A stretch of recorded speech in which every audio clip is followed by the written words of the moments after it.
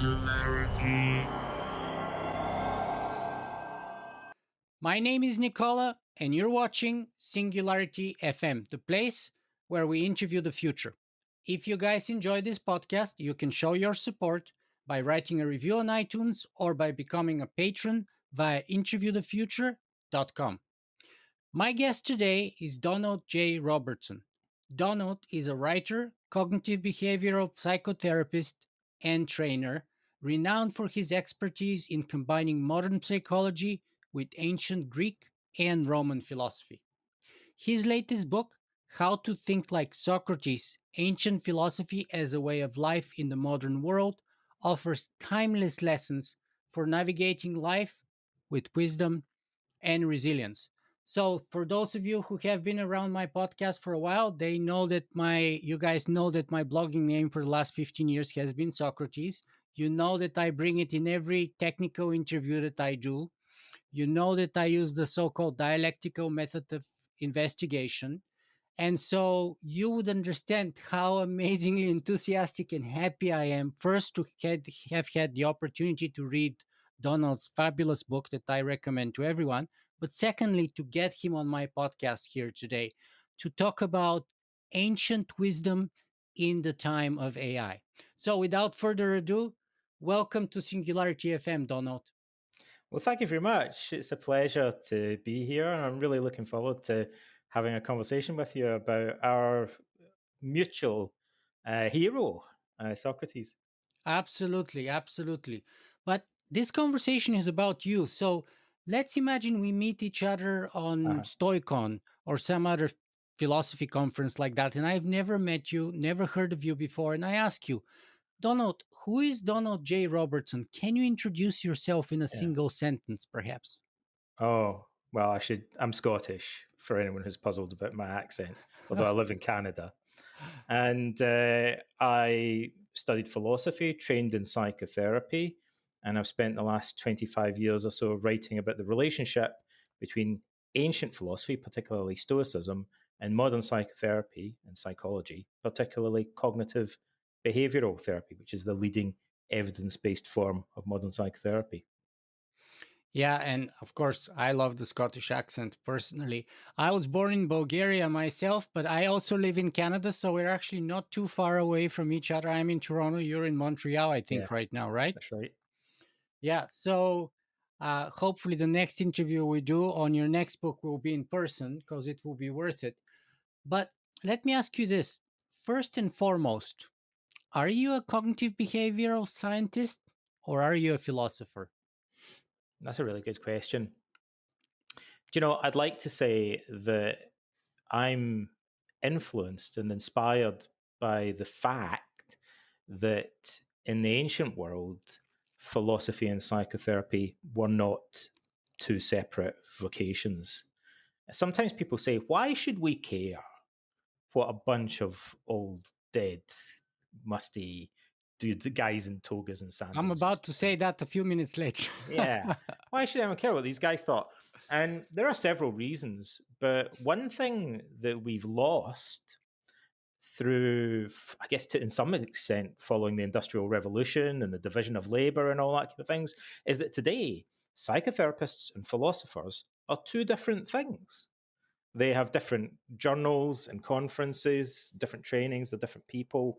But in the ancient world, first of all, I should preface this actually by going back a step and saying many people believe that psychotherapy was invented by Sigmund Freud, funnily enough, in the beginning of the 20th century or the end of the 19th century. And that's false. Like, that's simply false. Freud actually trained in psychotherapy under Charcot and the Salpêtrière in Paris and at Nancy under Bernheim. And modern psychotherapy had been around for at least 50 years or more before Freud even began studying it. But psychotherapy existed in the ancient world. Not everything is new. Like, psychotherapy existed in the ancient world. They call it the therapy of the psyche.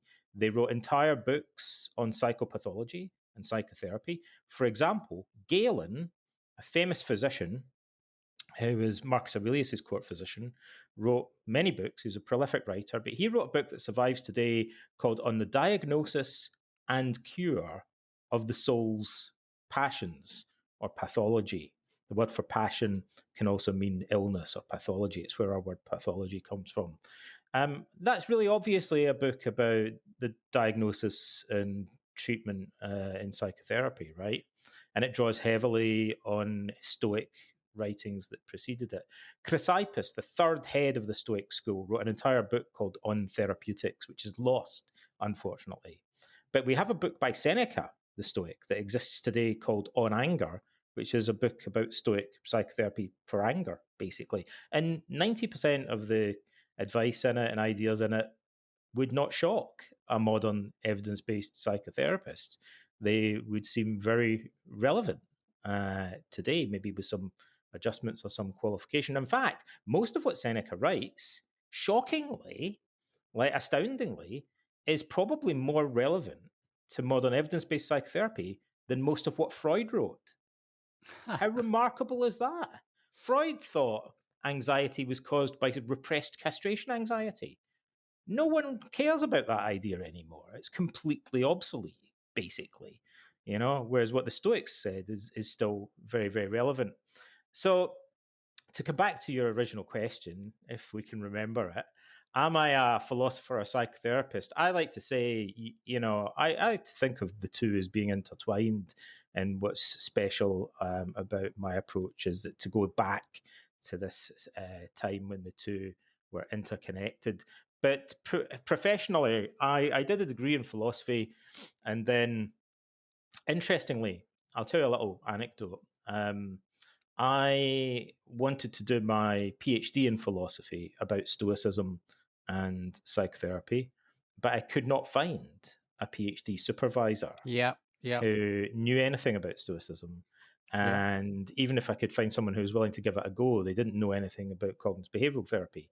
They knew about psychoanalysis in some philosophy departments, but they knew nothing about cognitive behavioral therapy. So although I graduated with a first class honours degree and everyone thought I was going to go on and do my PhD, I couldn't because nobody would supervise it. And so instead, I took all my notes that I'd already started working on for my PhD thesis and turned them into a book called The Philosophy of CBT, which I published. And that got me a career as a writer, basically. So I then pursued a clinical career rather than an academic one. And so I guess I'm primarily for a job a psychotherapist with a background in philosophy. Although these days I spend most of my time writing books. That's wonderful. And by the way, I can empathize with your plight there because even though mine was not to such a degree, but when I was writing my master's degree thesis in the Department of Political Science, and my focus was on armed conflict, I wanted to do something new, something that hasn't been done before. So, and that was about 2006, 2007. So call it about 18, 20 years ago. And I went and I said, well, I want to write about artificial intelligence. And I was told, listen, this is in the Department of Literature because that's science fiction, and AI is really not scientific. It's only, the three laws of robotics, Isaac Asimov, all those people. Uh-huh. It's got nothing to do with science, and we're the wrong department. So I Uh-huh. had to go and argue and bargain with the dean to let me write a master's degree thesis on AI, which eventually I was lucky they did agree, but Wow. initially I did meet considerable pushback. Well, I wanted to talk to you a little bit about Socrates and AI, but before we do that, I wanted to say something because the story that I just told you, it was kind of a bit of bad luck that I had, but it ended up turning into good luck in a way Exactly. because I'm much better off now, and Wonderful. that's one of the insights that Yeah. that comes from Stoic philosophy and that Socrates himself mentions. And as a psychotherapist reading the Socratic dialogues, I'm lucky enough now to be friends with many academic classicists and philosophers, but I still feel that I read the Socratic dialogues from a different perspective. And that's what emboldened me to write a book about it. I thought, I shouldn't be writing a book about Socrates. I should leave it to experts in ancient philosophy. But I thought I can contribute something because in my conversations and my exchanges with my friends who are academics, I notice things that Socrates has said in Plato and Xenophon's dialogues that they don't seem to see as important, that they almost don't even notice. I'll give you an example. In Plato's Republic, Socrates is having a conversation about tragedy. It's the highest form of Greek art. And he's talking to Plato's elder brother, Glaucon. Glaucon, yeah. Yeah. And Socrates says, I think the tragedies provide terrible role models. And Glaucon's like, what are you talking about, Socrates? They're masterpieces. And Socrates says, but the people in the main characters, the protagonists in the Greek tragedies, are really the cause of their own tragedy. The tragedies are, to a large extent, self-inflicted, and a wise man would not respond to tragic events in the way that characters like Oedipus, for example, do. And Glaucon says, "What on earth are you talking about, Socrates? What would the wise man do in the face of misfortune or adversity?" And Socrates says, well, he'd do four things. And he proceeds to give a bullet point list of four cognitive strategies for coping with stress or adversity. And my friends who are academics barely even notice this. But this jumps out of the page at me because I think he's talking about psychotherapy now. You have to And tell us those four bullet points now. You can't just leave us that's there a secret. hanging. I'll tell you the first three. No, I'll tell you all of them.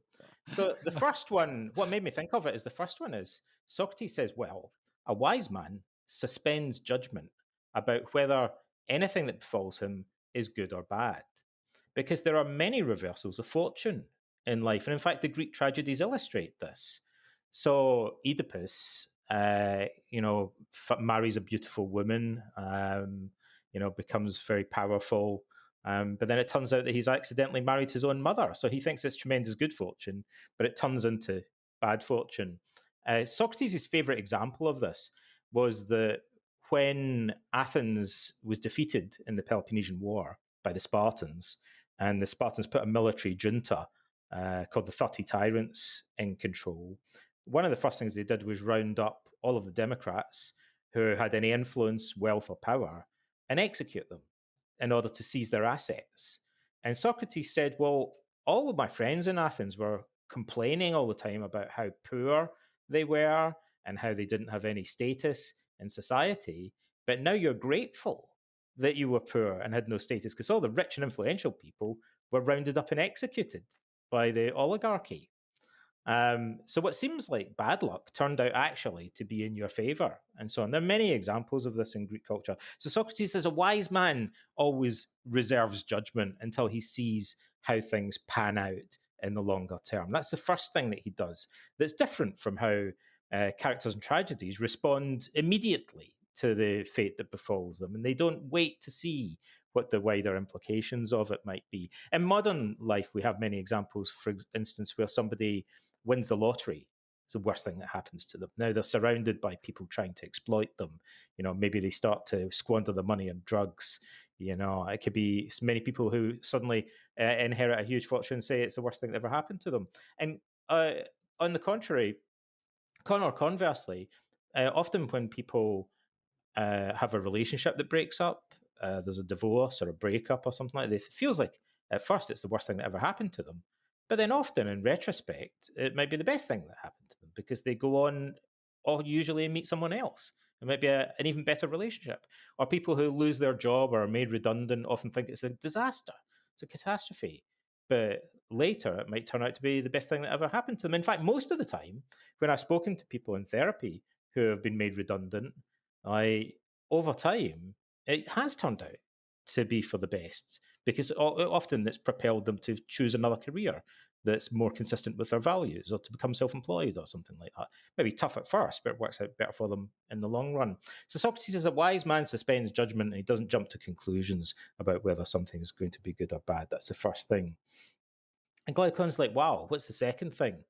And Socrates says, well, the second thing is that a wise man realizes that misfortunes are often already painful and that to grieve excessively about them would simply to add another level of suffering unnecessarily to something that's already painful or unpleasant? That's a And very why, Buddhist thought. yeah, why would we want to double our suffering by grieving excessively in response to something that's already difficult or unpleasant? And Glaucon's like, okay, well, what's the third thing? And Socrates says, well, a wise man tells himself that no individual event is all important in life because it's simply one moment in a longer story. And so we need to view things as part of a bigger picture, as part of a longer narrative. This is true that when people suffer from anxiety or depression, they usually narrow their chronological focus down onto a short period of time rather than seeing it within the wider context as if it's a whole story. It would be as if you were telling someone's life story or watching a movie and you just kept replaying the scariest moment in the story rather than allowing it to play out to its natural conclusion. So Socrates says we need to look at the whole story and not take individual events and treat them as if they define the whole thing. Would be irrational. And Glaucon's like, wow, wait, what's the fourth thing, Socrates? And Socrates says, well, the fourth thing is the most important of all. And Glaucon says, well, what's that? And Socrates says, well, a wise man tells himself that to grieve excessively, to freak out, to ruminate, to worry about something, to make a big deal out of it, would be to prevent himself from doing the very thing that's most required in the face of a crisis. And Glaucon says, well, what's that, Socrates? And Socrates says that's to think calmly and clearly and solve the problem that's in front of him. Because when we freak out, we're no good at problem solving. And in a crisis, we need level headed people who are good at solving problems rationally and not people who are freaking out and panicking. So the more he panics, like the more he prevents himself from doing the very thing that it's most necessary to do in a situation like that. As I read that, and I thought, no one told me that Socrates says this stuff in Plato's Republic. When I was at university, I wish that they'd assigned me that passage to read because it might have helped me as a young guy to cope with some of the challenges that I was actually facing in life. In the ancient world, people read Socrates, they read Plato's dialogues and Xenophon's dialogues, and they took this self improvement advice from it, this psychological advice. But now, somehow, if I say Plato, you say theory of forms, like allegory of the cave, and all that kind of stuff. Well, that's what people immediately think of, right? They don't think Socrates is there dishing out cognitive behavioral advice on coping strategies. Yeah, yeah. Very well said. And we already jumped into the deep end of things. But if you allow me to guide our conversation a little bit, I want to stay zoomed out and talk a little bit more about you and philosophy in general and things like that. Then zoom in on your book. And then towards the end, again, zoom out and see what lessons we can take That away. sounds great. I love nothing more than zooming in and out. Wonderful. Great. So, So, to be clear, what was your first love? Was it philosophy or was it cognitive behavioral therapy? Well, actually, my first love was probably comparative religion. As a young guy, I was very Oh, wow. interested in Hinduism and Buddhism and Christian Gnosticism and the Kabbalah and the history of occult thought and stuff like that. And then, funnily enough, it was by reading Christian scriptures that I became interested in philosophy. Here's a bit of trivia for you. Like, we'll zoom in for a second. Like, so I'll tell you something that will shake you to the core, like, and shock you, or maybe some people it will. Did you know that in the 1940s, a cache of Christian scriptures was discovered in Egypt in a place called Nag Hammadi under a big rock called the Nag Hammadi corpus of Gnostic and Hermetic early Christian scriptures? Um, and they were bound in books, codices. And one of them contains Christian scriptures, but alongside them is an excerpt from Plato's Republic. So there was a version of Christianity in the second or third century AD, which had its own Bible that included Socrates alongside Jesus. So in a parallel universe, there's a version of the Bible that has Socrates in it. That's absolutely amazing. Was that the same one which was kind of not recognized by the church or kind of refused to be recognized. And there was one famous passage, if I remember, from one of the texts, which would say something like, "Lift a stone, then you would find me. That's right. Split a wood, and I am there." That's from the Gospel of Thomas. Correct. Right. And some of the scriptures were more explicitly influenced by Neoplatonic Greek philosophy, Yep. for example. And so that got me interested in Plato and Greek philosophy. And then I did a philosophy degree. But when I studied philosophy, I was mainly interested in Wittgenstein and Heidegger and existentialism. And so I made a wrong turn, Nicola. I began combining philosophy and psychotherapy, but I was interested in Heidegger and Freud, or I was Wow. interested in Jean Paul Sartre and Wow. Carl Jung, Wow. right? So I wanted to combine existentialism with psychoanalysis because in university departments, those were kind of still popular, right? And it didn't occur to me. Stoicism was not particularly studied. It wasn't popular. It's not even part of the undergraduate curriculum normally. Yeah. And cognitive behavioral therapy had no impact in philosophy departments. So if I wanted to combine philosophy and psychotherapy, like the most obvious choice, or almost the only show in town, was to combine existentialism and psychoanalysis. And I tried doing that for a year or two and then decided it was just a kind of what we call in English a dog's breakfast. Like it was a mess and of no real use to anybody, man nor beast. I thought if I read enough Jean Paul Sartre, I would end up doing nothing except drinking coffee and taking lines of speed or something, or whatever he did in cafes and Paris. You know, it didn't really inspire me in what seemed like a particularly healthy direction. I thought I need something that's more like a Western Buddhism or something, you know, that's a livable philosophy of life. And it's going to have to be a bit simpler and more down to earth to be practicable. Um, and then I began studying cognitive behavioral therapy, and I realized that the pioneers of that method quote the Stoics, or they quote Epictetus, for reasons that we could go into, perhaps. But that suddenly made me change direction, and I abandoned my interest in psychoanalysis and existentialism and became more interested in Stoicism and cognitive behavioral therapy. Brilliant. Love it. And speaking of the second point and the connections or comparative sort of ideas from Buddhism, lots of time when I quote on my Facebook or other social media accounts from Stoicism, someone always jumps in and says, "This is very Buddhist. Hmm. This is very Buddhist." And like, for example, when you were mentioning Yeah. Socrates' second point to Glaucon about wise man doesn't exasperate the evil that has befallen him or whatever it may be, the injustice, etc., because he makes it worse. That's like Buddhists talk about the two arrows that come to us, and the first one, and why Buddha Hmm. thought that suffering is inevitable, but pain is optional. Yeah. No, pain is inevitable, but suffering Suffering is is optional. The optional. first one Yeah. is done to us. The second one we do to our own selves.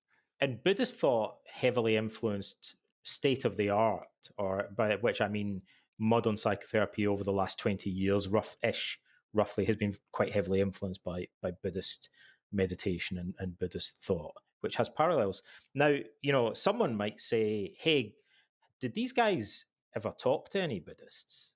You know, and generally, I think most people who study Greek philosophy would assume no, they didn't, because Persia was in the way. Like, and you know, really throughout most of the history of the ancient world, the Silk Roads through Persia were guarded so that ambassadors or travelers from the Western world couldn't get all the way to India and the Far East. But with one very notable exception, which is a guy that everybody's heard of by the name of Alexander the Great, who very quickly cut a swathe through Persia, through the Middle East, all the way to Afghanistan and Pakistan and the north of India. And but what a lot of people might not know is many people know that Alexander the Great had Aristotle as a tutor, but not a lot of people know that Alexander the Great took several philosophers with him as part of his retinue. And those philosophers represented different schools of Greek philosophy, And it may well be that we're told that they spoke to nobody in the Greek world knew what a Buddhist was, right? They wouldn't know a Buddhist from a hole in the ground. It didn't mean anything to them. But what they did know were naked wise men. The Greeks call them the gymnosophoi, like the naked wise men, right? And they talk about meeting naked wise men in the East on their travels. And occasionally they talk about naked wise men actually traveling to the north of Africa, maybe having come from India. Um, and so the Greeks knew of these guys, and they compared them to their philosophy. So they may have been sects of Hindus. They may have been perhaps early Buddhists or precursors of Buddhists, and it may be we'll never know for sure. But there was some interaction, largely thanks to Alexander the Great, between the Far East and the West, and it may be there was some mutual influence. The Buddhist scriptures contain references to a guy called King Menander, who's a Greek, ethnically Greek king who's engaged in philosophical or theological debates with Buddhist monks. So that's a vexed question. Like, to what extent did these, completely different worlds influence each other? But some people see in certain strands of Greek philosophy elements of Eastern influence. Wonderful. And I mean, there's also always the possibility. I mean, the Greeks were, I'm Bulgarian, so we come from sort of modern day Mongolia. Mm-hmm. Actually, the Uyghurs, which are now 1 million of them in camps in China, uh, are kind of proto Bulgarians. They were one of Mm-hmm. the tribes that the Bulgarians split from. And our first country was called Greater Bulgaria, is exactly in the sort of area of modern day Crimea, by the way, the Right. Ukraine, that's Yeah. now being contested by Russia and Ukraine, actually. Yeah. It was kind of north of Byzantium at the time in the 6th Yeah. century. But they came from sort of modern day Mongolia, north of Mm-hmm. China. Mm-hmm. And they came north of the Silk Road, kind of through the Eurasian landmass, if you will, rather than the Mm-hmm. southern part through the so-called Silk Road. And we know, by the way, the Greeks did extensive trades. Actually, their breadbasket was around the Black Sea. Mm-hmm. Jason and the Argonauts, all of that stuff happens in the Black Sea. So it's Yes. not impossible that there was another route Yeah. sort of north from there, and then through the trade routes Right. from the Right. Black Sea, A back it door. it could have ended up in Athens, etc. Well, I mean, there are lots of kind of little fragments and hints. It's quite tantalizing. And legends, supposedly Pythagoras had been to India. Supposedly Apollonius of Tyana, so a Neo-Pythagorean, had been to India. One of Marcus Aurelius's friends had supposedly traveled to Africa, and there he'd met Gymnosophoi, like, or Indian wise men. There's even an obscure anecdote that says that a traveler from India met Socrates, which is quite surprising. And, Wow. if that's true, but he was a merchant from India somehow reached Athens. It's possible. It would be tricky, but it's possible. But as an aside, we also, as you know, when we speak about Greek philosophers, it's kind of that term is slightly misleading in a way, because most of them didn't actually come from modern day Greece. Yes. They came from the wider Greek speaking world. Yeah. And many coming from what we would be modern day Turkey, for example, and Or Egypt or Zeno, Northern or Egypt, Africa. yeah. Yeah. And so, and actually, even from Ukraine, right?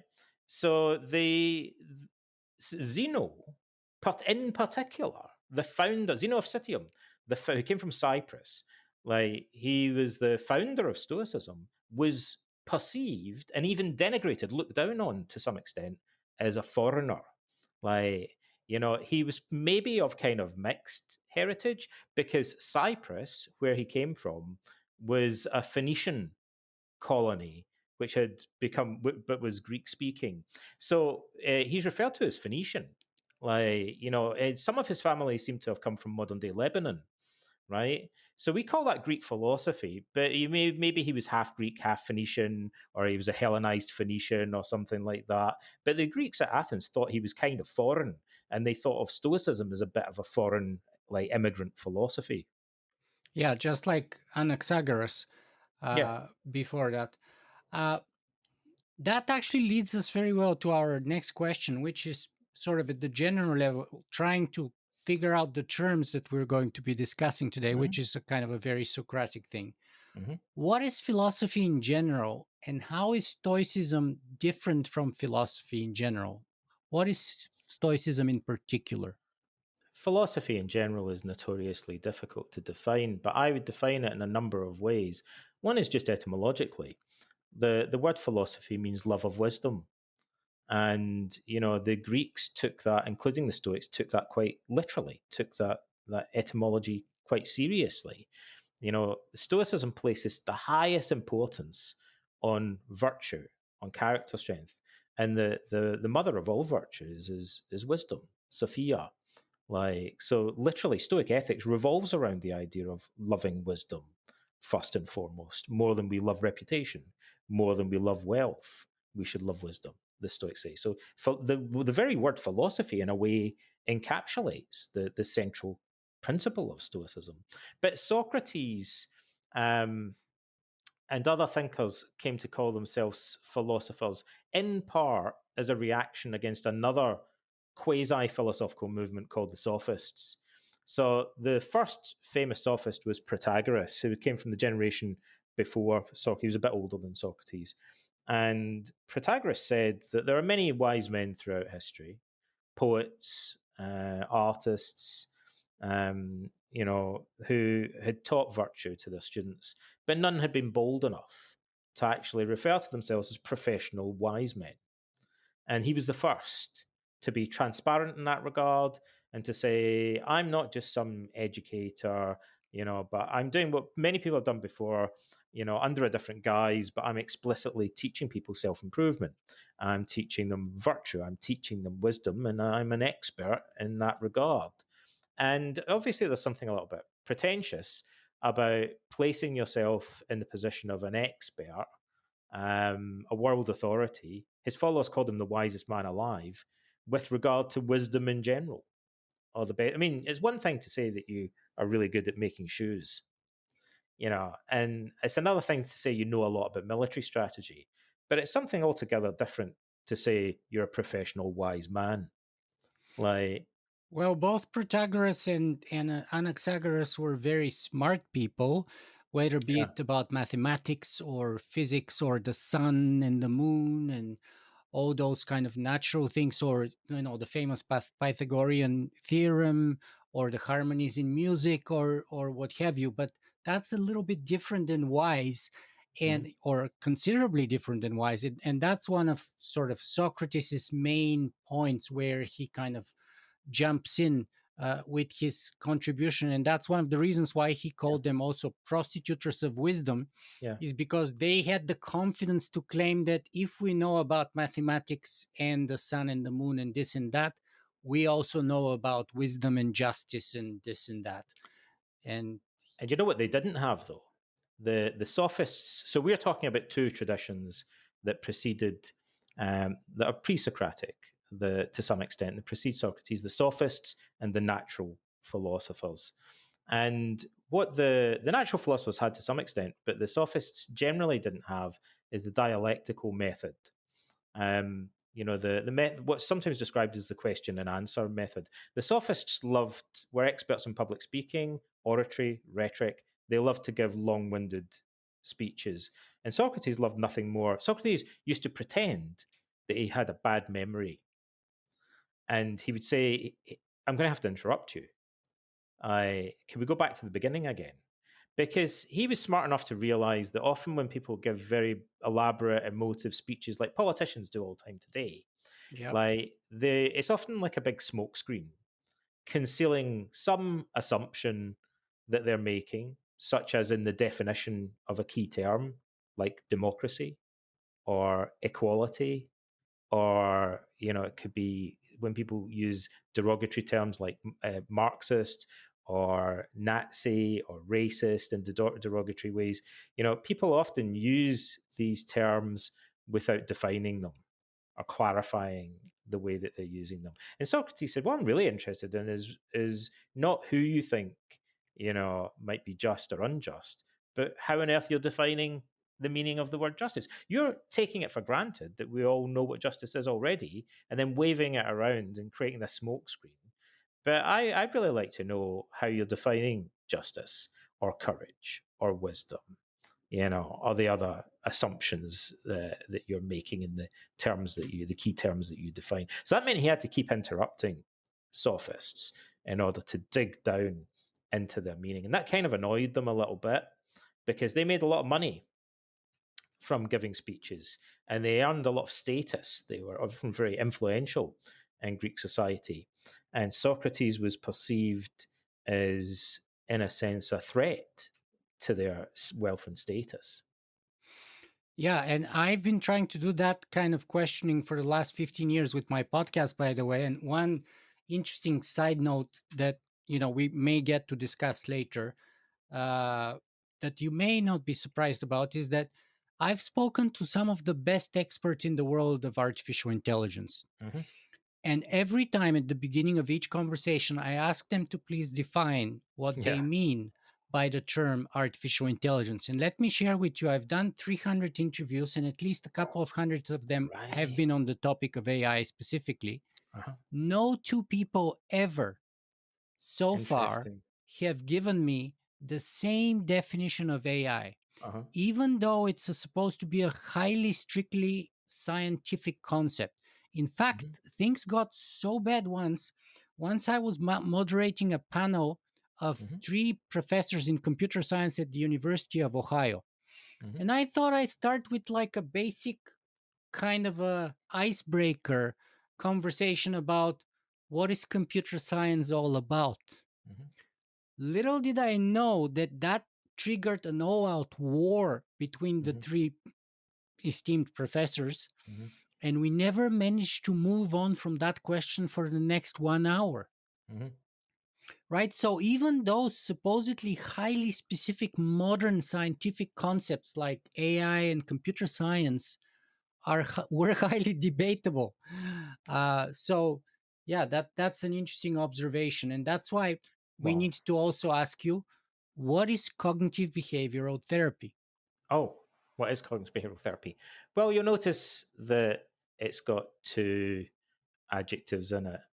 Like it's both cognitive and behavioral because these are two branches of modern psychology that, to some extent, compete with but also complement each other. So, cognitive behavioral therapy draws on cognitive psychology and behavioral psychology, and it also happens to attempt to change our voluntary cognitions or thinking, cognitions or thoughts or beliefs, and our voluntary behavior in order to thereby influence our emotions. So, cognitive behavioral therapy is the leading evidence based form of modern psychotherapy. It originated in the 1950s. It really went mainstream in the 1980s, 1990s.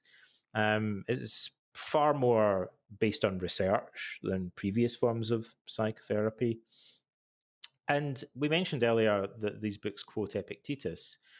To a large extent, the cognitive part in particular is based on what you could call a cognitive or the cognitive theory, really a cognitive theory of emotion, which says that our beliefs and our patterns of thinking influence our emotions. And this is the key part that's usually left out to a greater extent than we normally realize, right? Otherwise, what would be the point in telling people that? Your beliefs have more influence over your emotions than you would normally realize because we don't usually pay that much attention to the interaction between our beliefs and our emotions. And so the cognitive model is based on a bunch of different research studies. Now, psychotherapists study modern research that's surprisingly technical, and complex and nuanced. But then we sit in a room with a bunch of random people, right, called therapy clients. And those therapy clients could be a 13-year-old kid that's been kicked out of school. They could be an elderly Jewish matriarch. They could be a man with a wooden leg that sings in a punk rock band.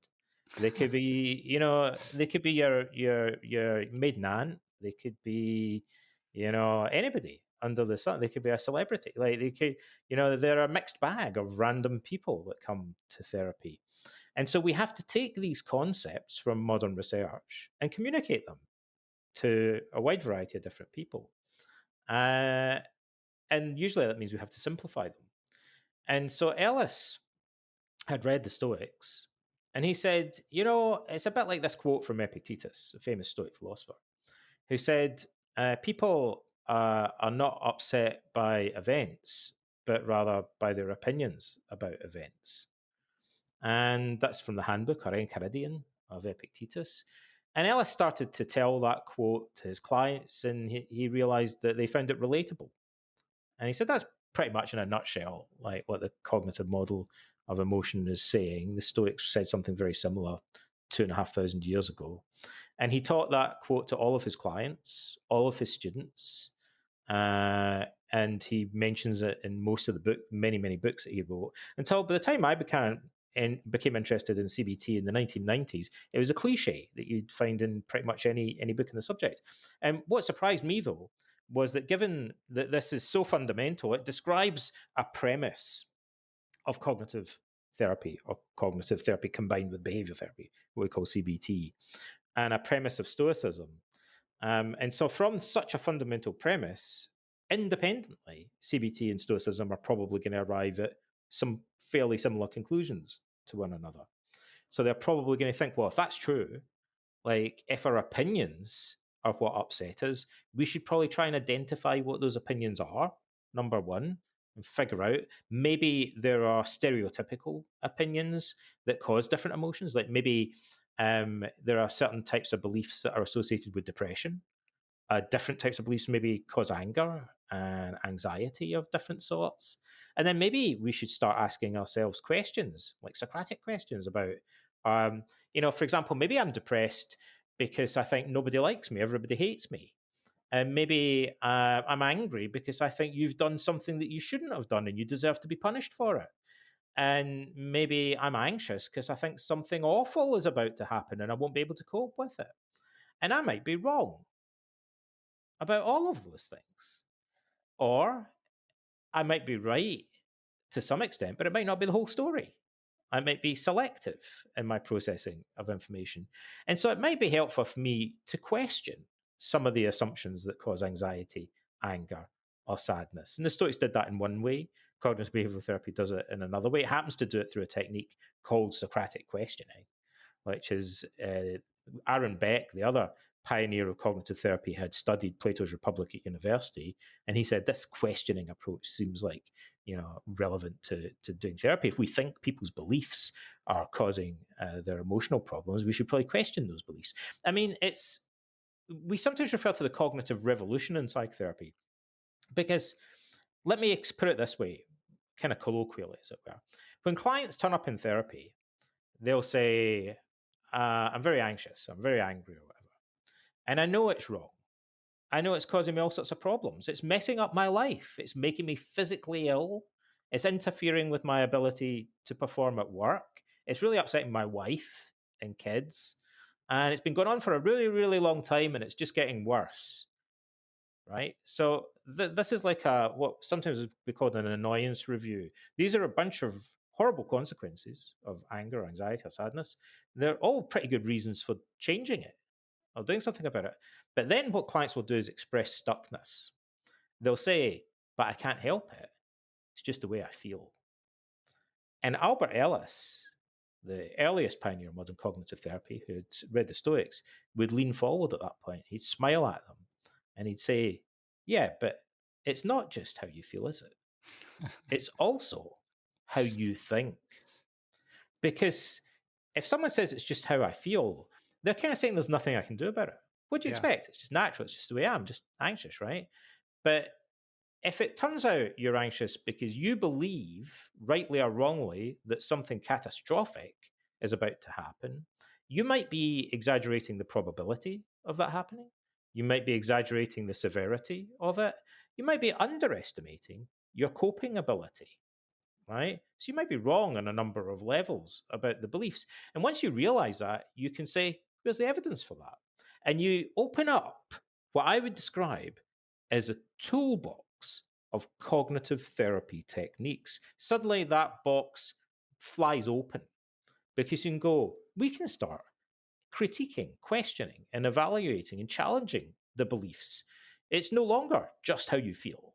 If it's also how you think, your thinking might be irrational, it might be incomplete, it might be selective, it might be mistaken, and so we can start working on that. And if those beliefs change, I wonder, is it possible that if the beliefs change, your emotions would change? Well, guess what? It turns out, after decades of research and clinical trials, that generally speaking, yeah, when your beliefs change, the associated emotions change as a consequence, broadly speaking. So the Stoics were right about that. And we have now, after 2,000 years, Stoicism has been finally validated in many of its premises by research, including clinical trials and modern psychotherapy. So in a way, that's why I've heard you say before that reason is therapy, and that's kind of like Yeah. perhaps the major insight we can take from the Stoics. But let me bring in here one put down that a guest on my show once brought. I had Hmm. Lisa Cron, who is the author of Wired for Story, Hmm. and she told me that Stoicism is a bunch of white men scared of their emotions. Wow. So a couple of things about that. Number one, they weren't white. Like, so Zeno, we mentioned already, was Phoenician. We're told that he was dark skinned. So he was like ethnically, like he was came from a seafaring race. So actually he would have been darkly tanned, like as a result of being spending his life on boats in the ancient world. And he would have been Middle Eastern, right? So it's not really true to say, first of all, they're just a bunch of white men. Like the guy was Phoenician. Like that's not slightly misleading way of characterizing it. He was seen as a foreign immigrant by the Athenians. They're scared of their emotions. They want to suppress their emotions. No, this is a simple error that has been made because of the terminology. So let me give a little bit of context here. If I told you that I am an Epicurean, you might think, do you mean you're a philosopher who follows the teachings of Epicurus? Or do you just mean that you enjoy fine dining? Because when someone says today that they're an Epicurean, they often mean that they enjoy fine foods, right? If I said to you, Nicola, I'm a cynic, you might say, does that mean that you follow Diogenes and his teachings? Or do you mean that you just have a very negative, pessimistic attitude towards other people and life in general? The same is true of the words skeptic, sophist, academic, stoic. Many words associated with Greek philosophy have modern equivalents that bear very little relationship to what they originally meant and are in conflict with their original meaning. They denote schools of philosophy, but now they've just come to refer to personality traits. And so, generally, if I was talking about someone being cynical, I would spell it with a lowercase c. But if I was talking about Diogenes the cynic, I would capitalize the C. Yeah. So that will help you, like when you're reading books and articles, to tell immediately which we're talking about.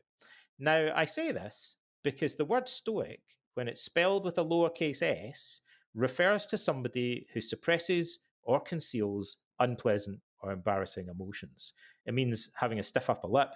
And that's what the lady that you're referring to was using the word to mean, right? Because that's the most common use of the word today, but it has nothing to do with the philosophy of Stoicism that was taught by Zeno, Seneca, Epictetus, and Marcus Aurelius, any more than someone who's a restaurateur and an Epicurean is a follower of the teachings of Epicurus. They're two completely unrelated things. It's the word has come to mean something different in common parlance, and that's very important because lowercase stoicism is actually the subject of a considerable amount of research in modern psychotherapy and in health research. And we have a number of converging studies from different teams of researchers in different disciplines in different parts of the world that all indicate that lowercase stoicism, which we measure using a number of different research tools, such as, for example, the Liverpool Stoicism Scale is one, is bad for your mental health for obvious reasons. So that I can tell you several reasons why. One really obvious reason is that people who suppress or conceal unpleasant or embarrassing emotions don't usually go to the doctor or go to see a psychotherapist. So lowercase stoic people don't go to therapists and counselors and stuff like that or psychiatrists. And they don't talk to their friends and family about their emotional pain. They keep it all bottled up, right? They have a stiff upper lip. And that's like saying somebody who has a broken leg or an illness or whatever just doesn't go and seek medical help, right? They're going to fare better because if they go and see a professional who can potentially help them with the problems they're experiencing. So because lowercase stoics do not seek social support or professional support, that fact alone makes it likely that they're going to cope badly over time and exhibit less emotional resilience. Now, the irony is that lowercase stoics believe that they are tough. They believe that they're highly resilient people, but all the research shows that the opposite is true. And they're actually fragile and vulnerable individuals. They're more prone to developing depression and anxiety that's severe over the course of time. The other reason is that because they view anxiety and other unpleasant emotions negatively, that backfires. If I think, oh my God, anxiety is embarrassing, I mustn't allow other people to see that I'm anxious, that heightens self-focused attention. And it tends to be like, naturally your brain will think, so this thing's dangerous. I should pay more attention to it. So the animal primitive part of your brain automatically allocates more attention to things that you've designated as threats. Now that's really useful if you're a small mammal, Nicola, like, on a plane, and in the distance you see a predator and you think, gee, that looks dangerous. Your brains will go, well, I better pay attention to it. If it starts moving, I better start running, right? But if you think that blushing or feeling like you're going to cry is threatening or dangerous, and your brain suddenly treats that like a predator and allocates more attention to it, guess what? It makes it worse and amplifies it. It increases cognitive load and makes you feel more confused and more awkward. And it tends to lead to a whole bunch of other problems, right? Also, we know from a number of studies that when people deliberately try to suppress unpleasant feelings or thoughts, there's something that psychologists call the paradox of thought suppression or the rebound effect. So those thoughts are more likely to recur more frequently in the future. So suppressing or concealing unpleasant, embarrassing emotions for a whole bunch of reasons can easily be demonstrated to be an unhealthy psychological strategy, right? Whereas capitalist stoicism inspired cognitive therapy, and it says that rather than viewing these emotions as bad, what we should do is, first of all, distinguish between the voluntary and involuntary aspects of our emotion, which is already a lot more than people normally do, right? We should learn to accept the involuntary aspects of our emotion as indifferent and natural rather than bad and embarrassing. And we should take responsibility for the voluntary component of emotion, such as our thinking and behavior, and question whether or not it's rational. And so replace irrational beliefs with more healthy and rational ones, rather than simply trying to distract ourselves from them or suppress them, right? So replacing irrational thinking with, so if I think something awful is going to happen and I won't be able to cope, if I start to reappraise that and think, actually, maybe there are ways I could cope, that's different from just trying to deny it and block the feelings, right? Which is the crudest emotional form of coping and the least healthy form. So I stress this because research shows that lowercase stoicism is unhealthy, but it shows that capitalist stoicism is healthy. So you wouldn't want to confuse an unhealthy coping strategy with a healthy coping strategy. But the internet is awash with self-improvement influencers who have never cracked open a book on the subject and therefore consistently confuse these two contrary things Andrew Tate would be a really obvious example. There's a video of him talking about Marcus Aurelius, where it sounds like he's possibly never read Marcus Aurelius, but he thinks Marcus Aurelius' Stoicism has to do with suppressing or venting emotions rather than examining the beliefs that underlie them. Like he's got no idea really what Stoicism actually teaches. And the lady that you're referring to, with all due respect to her, is making the same basic error of interpretation that Andrew Tate and other popular influencers make when they conflate lowercase Stoicism with the Greek philosophy of Stoicism. Yeah, I think there's hardly anything that Andrew Tate can teach me, except for maybe what not to do and how not to be. But Lisa Cron has a fantastic book on storytelling. Unfortunately, she is misguided on Stoicism and came at it from a kind of a feminist angle, if you will. But I happen to be also a bit of an Epicurean, so big fan of Lucretius, for example, and so I Yeah. also, like you, kind of get annoyed that the modern meaning of Epicurean means basically hedonistic, which it definitely was not Yeah. originally. When Epicurus of Cyrene, I think he Mm-hmm. uh, was the founder of that kind of philosophical school, and Lucretius is probably the most famous writing that we have, even though we have a few others. Not Uh, Epicurus, you meant you slipped and said Epicurus of Cyrene, and you meant um, Aristippus of Cyrene. Aristippus of Yeah, Cyrene, correct? my That's bad, it. my bad. That was Aristippus of Cyrene. In Yeah, North sorry. Africa. Yeah, North Africa. That's right. Uh, Now, let me ask you this: is philosophy practical for our daily life? Is it practical, for example, in science, business, politics, in Yeah. our day to day dealings with other people? Because, let me just give you another example. Uh, I had Lawrence Krauss on my podcast. I don't know if you're familiar with Professor Krauss. He's sort of one of the leaders in cosmology nowadays.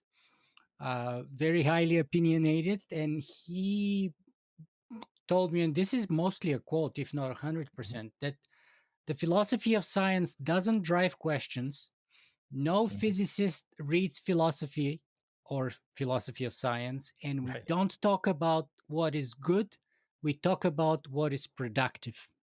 Mhm. How would you respond to something like that? Well, I In other can't words, really. he is trying to suggest that philosophy is totally divorced from what he Yeah. does, what most people do, and has nothing to do with it. Well, I mean, in a sense, it comes back to the Socratic question of how do we define philosophy? I defined it as the love of wisdom. So as insofar as in the ancient world it denoted this idea, this virtue ethic. I think it's very relevant today. I mean, that's maybe a little bit of a digression, but actually modern research on the treatment of clinical depression, it very much revolves around the idea that valuing character traits is leads to a greater sense of fulfillment, and is good for people who suffer from depression. So the love of wisdom and the love of other virtues would be what the Stoics meant by that. Their virtue ethic approach is actually extremely similar to and very relevant to state of the art treatment for clinical depression, right?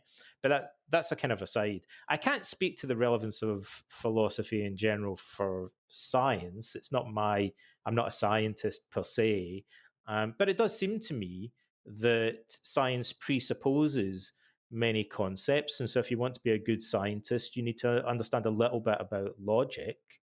And the philosophy of logic, is an important branch of modern academic philosophy and ancient philosophy. So if we want to avoid My take falling on into. it was that I was trying to point him to the way that, in a Mhm. way, the context within science, within which the science occurs, Right, has embedded preconceived notions of what is good, that's correct. and what is productive is kind of a part of what is good. Yes, of course. And so, You're right about therefore, that. if you claim that you're focusing not on what is good, but what is productive, you're kind of Right. failing to acknowledge the Oh, relationship of one and another, and the fact that well, you science, could. all of it, is embedded in Yeah. many of these. Yeah, I mean, you could say to him, what, like, we'll define what you mean by productive and why it's of value. Like you're just making assumptions. if you use science without using philosophy. Yeah. I mean, philosophy, sometimes people, I defined it one way. What I should have said is that today, there are different types of philosophy, right? Some forms of philosophy are not that useful, and some forms of philosophy are very useful. I always think we should distinguish. A good start is if anybody in any discussion, people will normally say, "Well, I think artificial intelligence is good," and someone else will say, "I think it's bad." And generally, I think it's better to draw two columns on a sheet of paper and say, "Let's distinguish between the good aspects and the bad aspects of it." Right? Someone might say, "I think socialism is a terrible idea." Someone else might say, "I think socialism is a great idea." And I would say maybe we could distinguish between the good aspects and the bad aspects of it, or maybe there are good forms and bad forms of socialism, for instance, or conservatism, or whatever. Right? But in the same way, there are good versions and bad versions of philosophy. Philosophy can become overly abstract, and it could become kind of self-indulgent in a way, and it can regress into sophistry. But then there are forms of philosophy that address our need for deeper meaning in life and teach us how to think more clearly, logically, and consistently, which is, at some point in life going to become important when we're trying to do any type of thinking, including scientific thinking. It's based on a bunch of assumptions, and if our assumptions are flawed, we're going to run into problems. It's philosophy that helps us, to evaluate those assumptions, expose them, and spot contradictions in them. Yeah, I think he just basically brushed me off and I couldn't push the point further, but that's okay. Let me I ask you want to this. add something before we move on, though, which is why would philosophy be particularly relevant to modern psychotherapy? And I would say, like, modern psychotherapy has this, generally speaking, with some exceptions, modern psychotherapy, cognitive therapy has a sort of narrow, goal focused approach, right? Typically, but not always, cognitive behavioral therapy is diagnosis driven, time limited, and goal focused and symptom oriented in a sense, right? So you go because you've got panic attacks, you're there for 6 weeks or 8 weeks or whatever, and then you get discharged and your panic attacks are better. And at the end, like a sausage popping out of a sausage machine in a sausage factory, you like this, you pop out the end of psychotherapy cured, or at least significantly improved if you're lucky. And you think, wow, I used to have panic attacks, or I used to have generalized anxiety, or I used to have depression. But now I understand that had to do with my thinking, and I'm not as depressed or not as anxious anymore. But then it seems to me that something else would typically happen that cognitive behavioral therapy had neglected. And I was surprised by that. It seems to me that most people who benefit from the therapy would then say to themselves, I wonder if this idea that it's not things that upset us, but rather our opinions about them, might have implications for my life in general. Maybe it even has wider implications for society as a whole. I mean, it helped me overcome my depression. So what else can I do with this? Has it got implications for the way that I relate to my wife and kids? And so I think in cognitive therapy, we sort of cut clients adrift a little bit at the end. And we don't really follow through the implications of the theory to its natural conclusion. It should go wider and deeper. And I think what philosophy does is provide that wider and deeper perspective on the what science tells us, what research and psychology tells us is beneficial for people in terms of their depression, anxiety, or anger problems. Yeah, and Socrates himself was famous for being steadfast.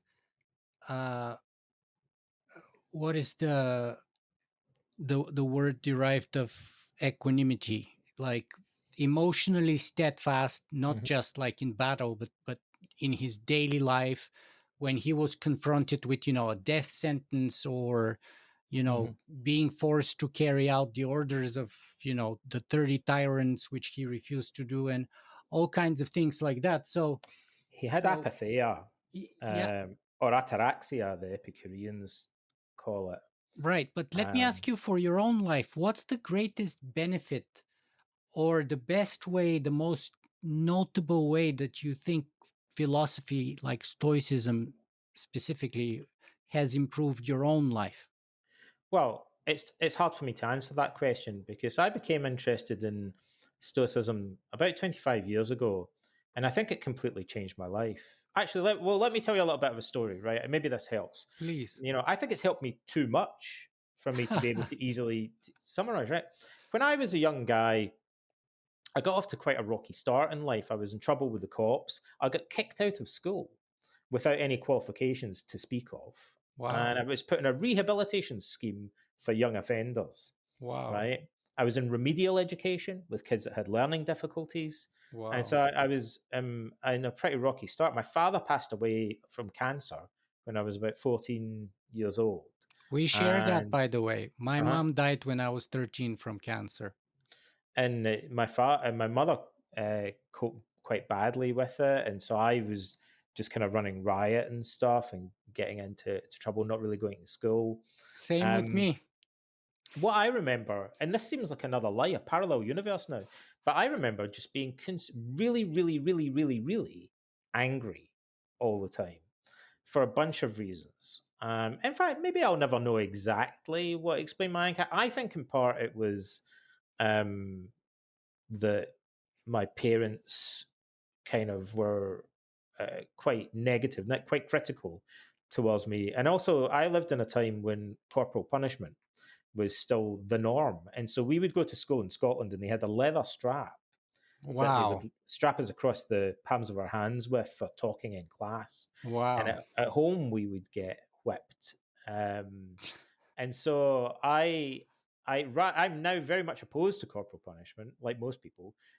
Apart from anything else, it didn't work. Like it just made me really angry, right? And it made me more rebellious. So it had the opposite of the desired effect, basically. Yeah. I read B.F. Skinner's Beyond Freedom and Dignity when I was about 16 or 17, incidentally. And Skinner was a pioneer of research on operant conditioning and psychology, basic research on animal training and stuff like that, and the implications it has for humans. And he was very interested in punishment. And Skinner concluded that punishment, for a bunch of simple reasons, was ineffective and unreliable as a form of social engineering. And as a kid reading that, seemed very pertinent to me. I felt he's talking about me. And I thought I agree completely. He's absolutely spot on. It doesn't, because the punishment, for a start, if you punish someone repeatedly, after a while they just get used to it, and it doesn't really bother them anymore. So after a while, I thought, I don't care if you lash me across the palm of my hand. It doesn't really hurt that much. You'd have to do it much harder. You have to keep escalating the punishment, right? And then you get a thrill from avoiding punishment. As Skinner pointed out, you have a dog and it jumps on your couch. So you whip it with a rolled up newspaper across its backside to teach it not to jump on your couch. But then when you go out to work, the dog thinks, not only do I like getting on the couch, but I like the fact that when he's not around, I get away with doing it and I avoid punishment. As if I get negative reinforcement, to use the technical term, from the fact that I can now do this all day long, and he's not around to whip me with the newspaper, and then before he comes home, I'll jump off the couch and he'll never know about it. I'll get away with it, right? So Skinner was like, it just makes criminals smarter and more cunning, and they come up with ways to avoid detection and punishment, right? So I thought, I'm reading this, I think he's absolutely right about all of this stuff. But I was consumed with anger as a young guy. And then it was reading philosophy and particularly discovering the Stoics, I think, that helped me. I mean, in some ways, I also agree with, there's a famous quote from the poet William Blake. He said, the road of excess leads to the palace of wisdom. And he also said, if the fool would persist in his folly, he would succeed in becoming wise. And I think sometimes that's the case. So I was so angry that I thought, I can't go on like this. I have to challenge. If I would be, if I'd only been a little bit angry, I would probably have lived with it. But because I was so angry, I thought I have to do something about this. I'm too angry. And so I went from being extremely angry to having virtually no anger at all, because I uprooted it and questioned it and challenged it. And the flaws and problems with anger became much more glaring to me. they were more noticeable. And so when the Stoics, I read Seneca, and he listed his concerns about anger and the reasons for wanting to challenge it. I agreed with everything he said.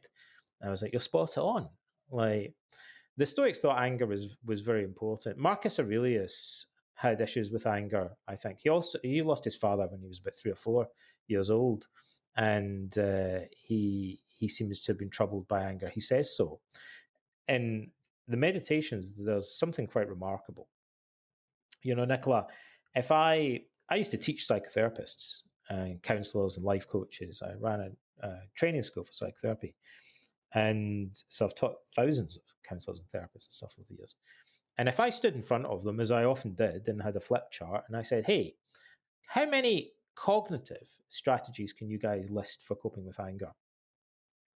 I think a class of 20 or 30 people would name maybe 5 distinct cognitive strategies, right? Maybe 6. I don't believe that between them they'd be able to list 10. But Marcus Aurelius, in Book 11, Chapter 18 of the Meditations, has essentially a bullet point list of 10 distinct cognitive strategies for coping with anger. And about 90% of them, about like 8 or 9 of them, would be pretty relevant in the eyes of most modern cognitive therapists. There are not many things. I mean, I try and avoid hyperbole and saying this is astounding. These guys were way ahead of their time. It makes me flinch a bit when I'm about to say that. But that makes me think he was way ahead of his time. I'll tell you a bit of trivia about this. Is a kind of deep dive thing. I've written 3 books about Marcus Aurelius. I thought about this a lot, and I thought, what sort of person would be able to list 10 distinct strategies for coping? Not only does he list them, he returns repeatedly throughout the Meditations to selections from that list. So he really, it's not a one-off. He knows these 10 distinct strategies by heart and is repeatedly applying them to his own life. And I thought, I can only think of one type of creature that would be able to list a categorization of anger management strategies like that. And that is somebody who teaches the subject, maybe a researcher, but there were no researchers back then. Somebody who's a professional teacher of psychotherapy might say, here's a list Or a of all of the practitioner. distinct. I don't even believe that most practitioners would be able to do it. I think Mm. someone who's approaching the subject from a more of a meta level, more elevated level, would say this practitioner uses 5 or 6. This practitioner uses another 4 or 5. If I was to provide a list that summarizes all of the different techniques used by every practitioner I've ever met, it boils down to these 10 distinct. That's more like a teacher or a researcher's perspective. Now, Marcus Aurelius definitely was not a teacher of psychotherapy, but I think he maybe knew someone who was.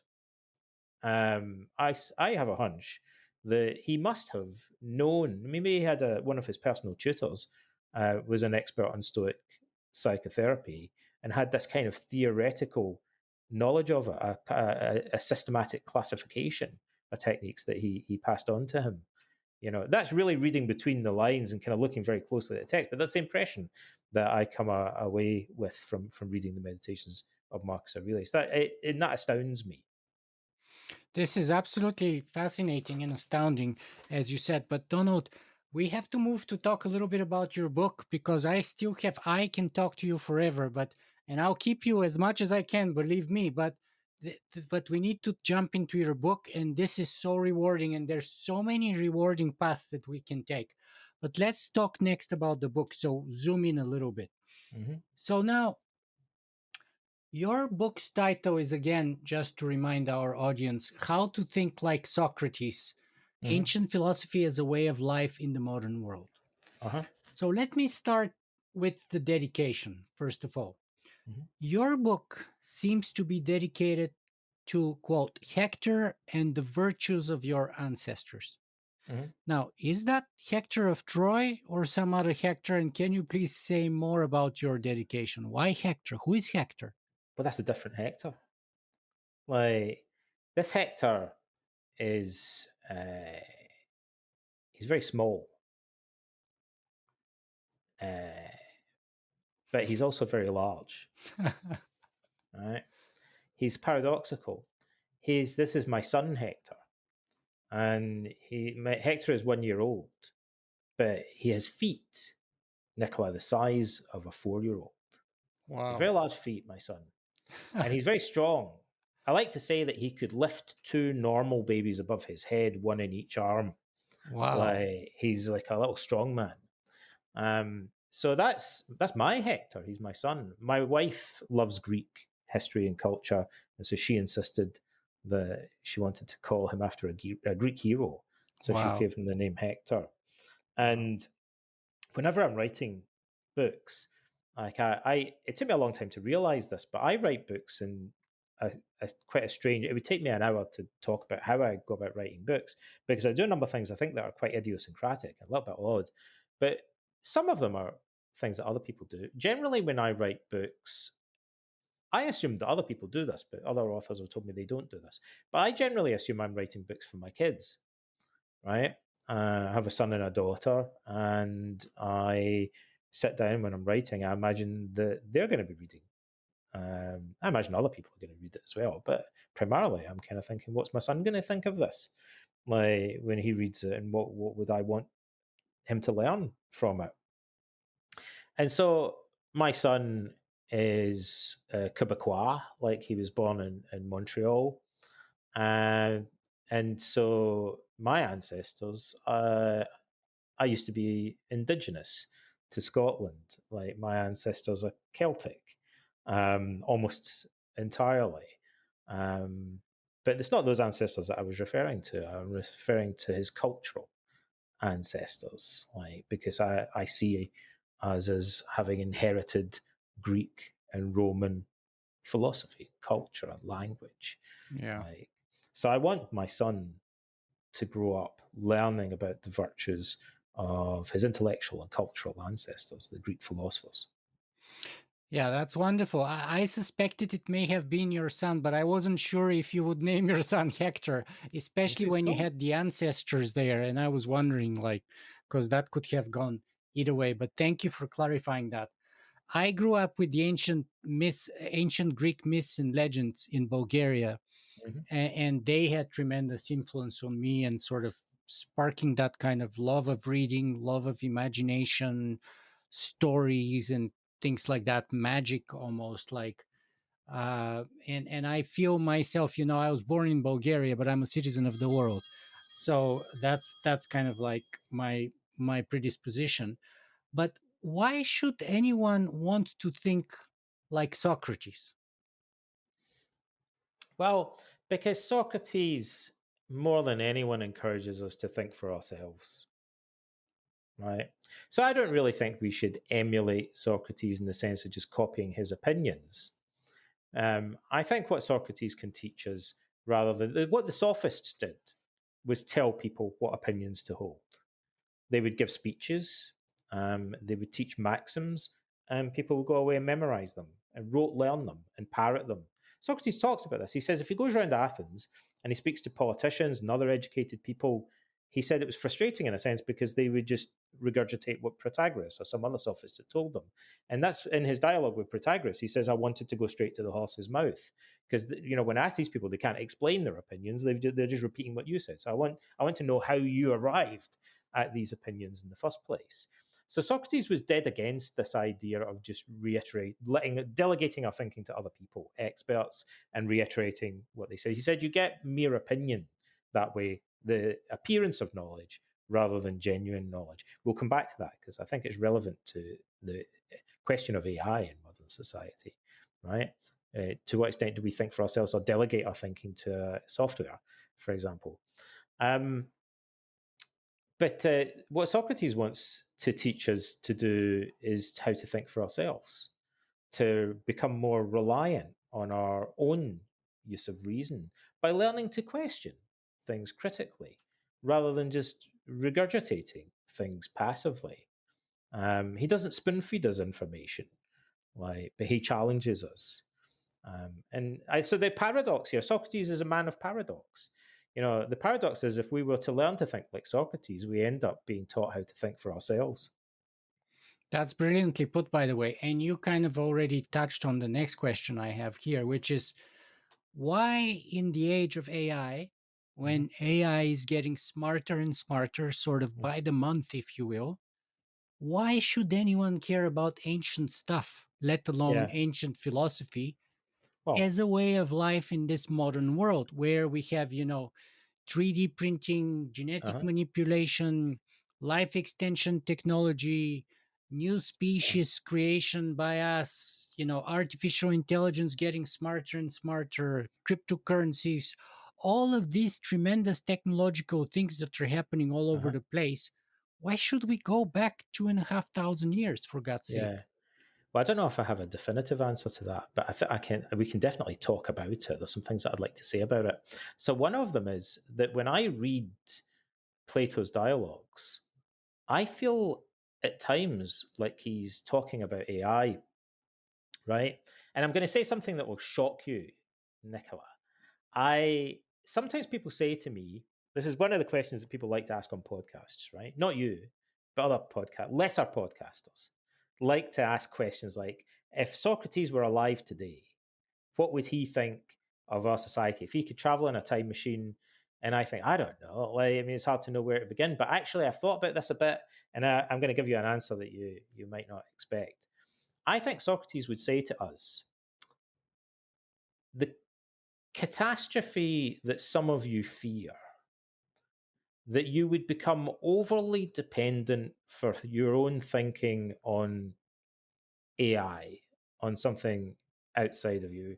The concern that people have that they're going to stop thinking for themselves and allow AI to do their thinking for them. I think Socrates would say to us, it's already happened long ago, centuries ago, it happened. With the invention of the printing press, it already happened. I think Socrates would look at our society and think most of you guys are just repeating stuff that you've read in books or that you've seen on the internet or listened to in videos, right? If you're worried that AI is going to do your thinking for you, that's already happened. You don't need AI to delegate your thinking to someone else. You already do that just by reading books, attending lectures, watching videos, and repeating other people's opinions without thinking for yourself. Uh, your society has embraced this far more than we did in ancient Greece. Socrates, in one of Plato's in several of Plato's dialogues, but particularly in the Phaedrus, Socrates notoriously expresses reservations about books, which is odd because he's clearly a very well-read man. So he must have mixed feelings about books. It sounds like he's being quite negative about them because he says, well, the art of writing just taught people to learn opinions passively rather than acquiring genuine knowledge for themselves. See, Socrates said a man um, who has mere opinion would be like somebody who's been put on the right path through a thick forest. But if he lost his way, he wouldn't be able to find it again of his own accord. Whereas somebody who has knowledge would be able to navigate, like with a map and a compass, his own way through the forest. And if he got lost, he'd be able to find his way back on the path again, right? The person who has mere opinions has just got the conclusion. He doesn't know how he got there. He's just repeating stuff. He doesn't have the cognitive skill required to work it out for himself. And Socrates thought books and the speeches of the sophists, which are like modern day, TEDx videos or whatever, like YouTube videos and stuff like that. He thought if we just become passive consumers, if you guys think that you can get wisdom, like you can go to the greengrocers and buy a bag of onions, right? That you go on YouTube, watch a video, and then just repeat what the guy said in the video. You read a book and repeat what that guy said. He said you're really just getting a bunch of opinions, like, and you just become you delegate all of your thinking to other people. You're not approaching wisdom as if it were a cognitive skill, a dynamic process. You're treating it as if it was something static. And I think people are concerned that AI is going to do that. Rather than thinking for ourselves, we'll just ask AI to answer all of our questions for us, and we'll just repeat its conclusions.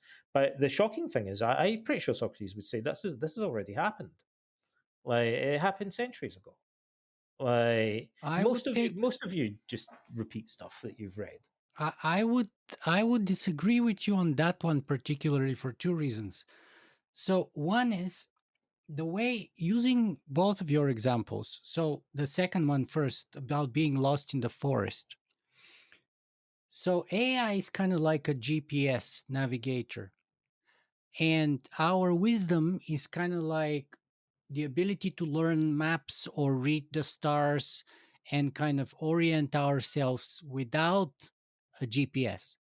And Mm-hmm. we know that today young people have issues reading maps, Mm-hmm. using a compass, and figuring out how to find their way without their GPS phones. That's Mm-hmm. kind of like well documented. Um, but even more so to the point that you're driving, and that's where I think the best, and you can blame me that I'm repeating someone else's opinion, but after doing 300 interviews on the topic, I am kind of reaching similar concerns. The danger doesn't come from AI, and the danger doesn't come from being dependent on the AI. Part of the danger is losing our own wisdom. Mm-hmm. And that's like a perennial danger from before AI. But the bigger thing is what Herbert talks about at the very beginning of Dune. In a tiny 1-2 sentence preamble to the whole Dune kind of multi tome book series, he says there were those people who wanted to become free by outsourcing their thinking to the machines, Mm-hmm. only to find themselves enslaved to Mm-hmm. other people who control the machines. Yeah. And so Dune happens after that episode, and that's kind of the Butlerian Jihad, which kind of rebelled against artificial intelligence, destroyed all examples of it. And so all of the Dune universe happens in a world where all of AI has been destroyed and has been made illegal. Uh, because and you know, I have a kind of a complex and complicated thing about like where the dangers from AI stem today, and they're not what Elon Musk would tell you and those Uh-huh. other peoples. And I actually think the biggest danger is like, and responsibility stems from us. And I Mm-hmm. think that the biggest issue is not the so-called alignment or control problem that people like Eliezer Yudkowsky have defined, and the biggest project is not the creation of AI. The biggest project since the time of Socrates and before that has always been Mm-hmm. humanity. And Mm-hmm. that's been basically our ability or our wisdom to utilize our increasing technological and scientific prowess in a kind of non self destructive, non suicidative, productive manner, Mm-hmm. which would bring more positive outcome rather than negative one. Uh, Well, in that case, let's go back to what we said earlier. Methodologically, I said often when people are engaged in a debate, they'll take one side or another, and someone might say, "I think AI is good," and someone else will say, "I think AI is bad." And it'd be better if we said maybe there are good and bad ways of using AI. Maybe exactly. there are good and bad aspects Yes. of AI, and it'd be more useful to kind of break it down like that. So, what would constitute an unhealthy way of using I guess, would be those individuals who use it very passively to do the thinking for them, and as a consequence, perhaps lose the cognitive skills or thinking skills that would enable them to think for themselves, or to perhaps question or critique some of the answers that they're getting from AI. And I already know I use like Gemini and ChatGPT quite a bit as a writer. Like, but I don't get it to write stuff for me. I'll write stuff and then ask it to critique it. And then usually what I enjoy is when I disagree with AI, Yeah. right? You know, I'm kind of interested in seeing it generate an alternative perspective, or asking it to come up with criticisms of what I've said. So to engage in a bit more of a dialectic process with it as a kind of sparring partner, rather than just asking it to answer questions or do the work for me. And one of the most rewarding things actually about using AI coming from the Socratic method is the crucial importance of asking good questions. Hmm. The recognition that everything starts with a question. So if you're getting an answer you don't like or that's not good, the problem is not with the answer, the problem is with the question that you began with. Because questions are like flashlight, they set our realm of vision and possibility, right? And so, if you're skilled at actually asking good questions, uh, AI could be very, very useful in Hmm. this case. Because, as I say sometimes, in the age of Chat GPT, answers are free, but great questions can be priceless. Yeah, Uh, uh, I agree. now, so okay, so that's good. We found one thing that we disagree a little bit upon about there, but let's see if we can go in a little bit deeper. Uh, let's see, because time is advancing also here. So I'm trying to see what's the most productive way to kind of connect Stoic philosophy, the Socratic method of dialectical investigation, and AI, and kind of Hmm. get some Well, kind I of have a useful question for insight. you actually about that, and I don't have an answer to this, but I'm curious. I wondered if AI were to recommend a philosophy of life to us. Now, I don't know that it would ever endorse a particular philosophy, but I suspect it might conclude that some philosophies are preferable to others, right? And so I kind of wonder to what extent AI would be likely to find itself in agreement with aspects of Stoicism. Would Stoicism appeal to AI as a more viable philosophy of life than some other alternatives, for instance? Well, so AI is again not AI. AI is 100 million AIs. That's Hmm. why every AI person I've ever talked to has a different definition about AI, because they do different things Hmm. in different contexts for different purposes in different Yes, instances in different industries.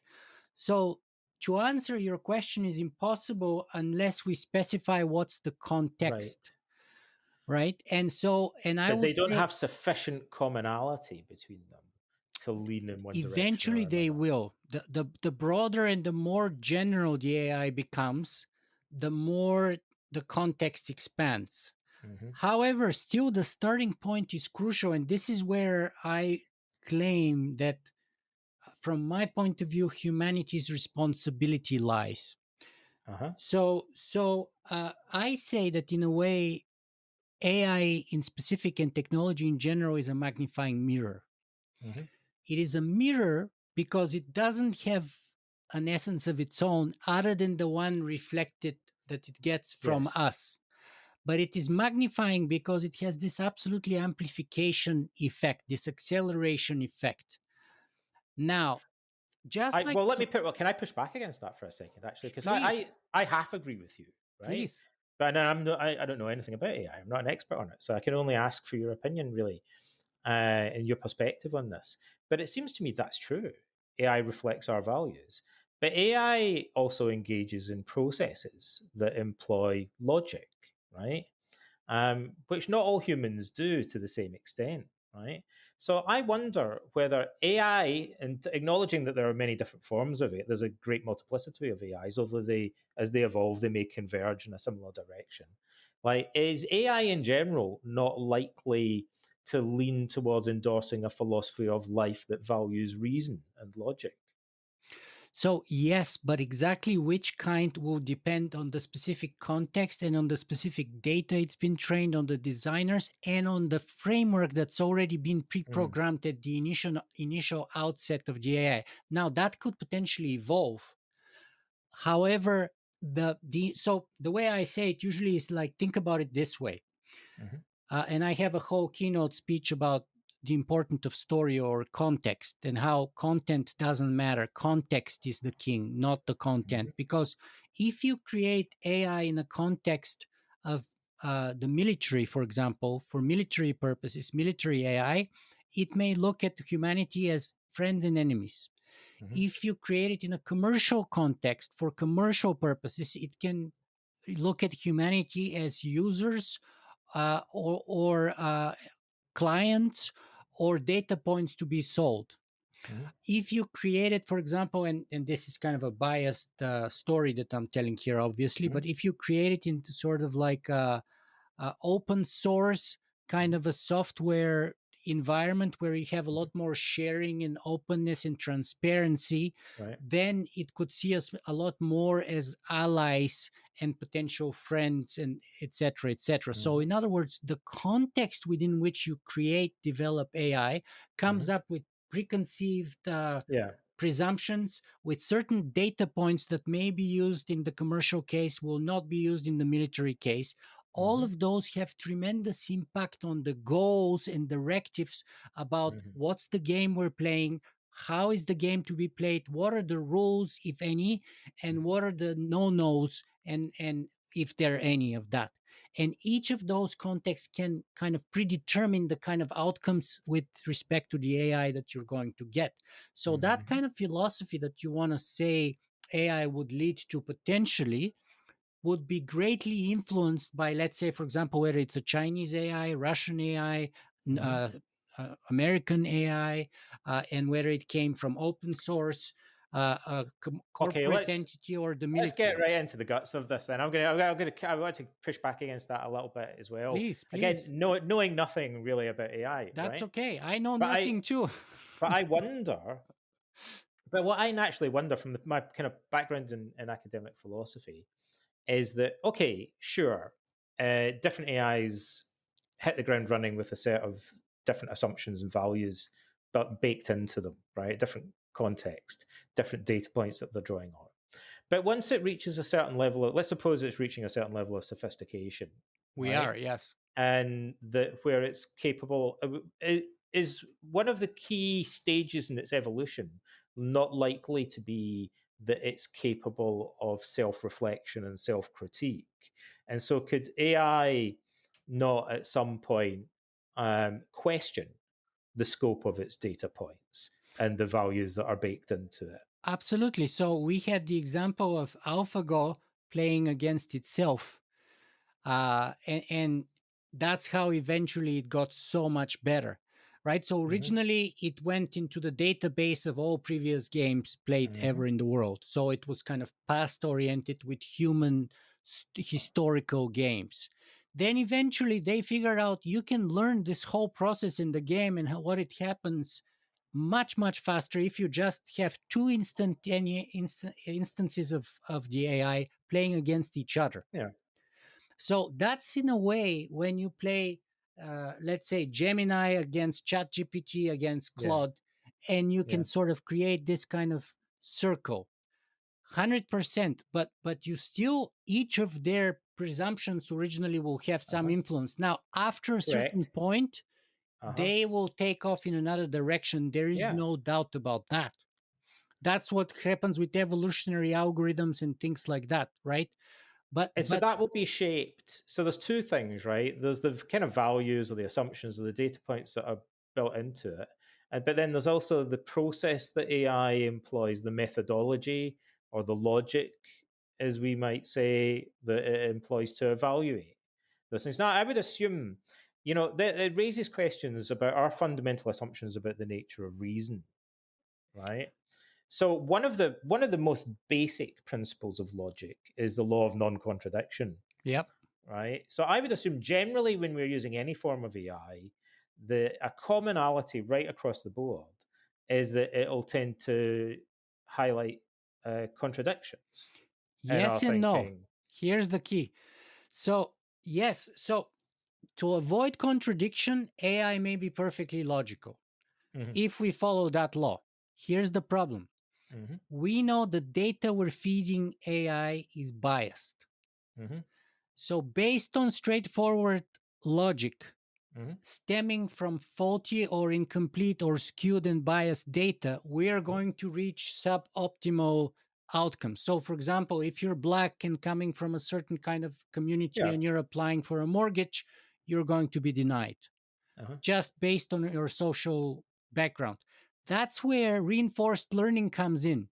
So a human steps in Hmm. the process. That's what real reinforced learning is all about, and Hmm. corrects something which is logically coherent and consistent, Hmm. but does not Yes. fit with our desired outcome. Okay.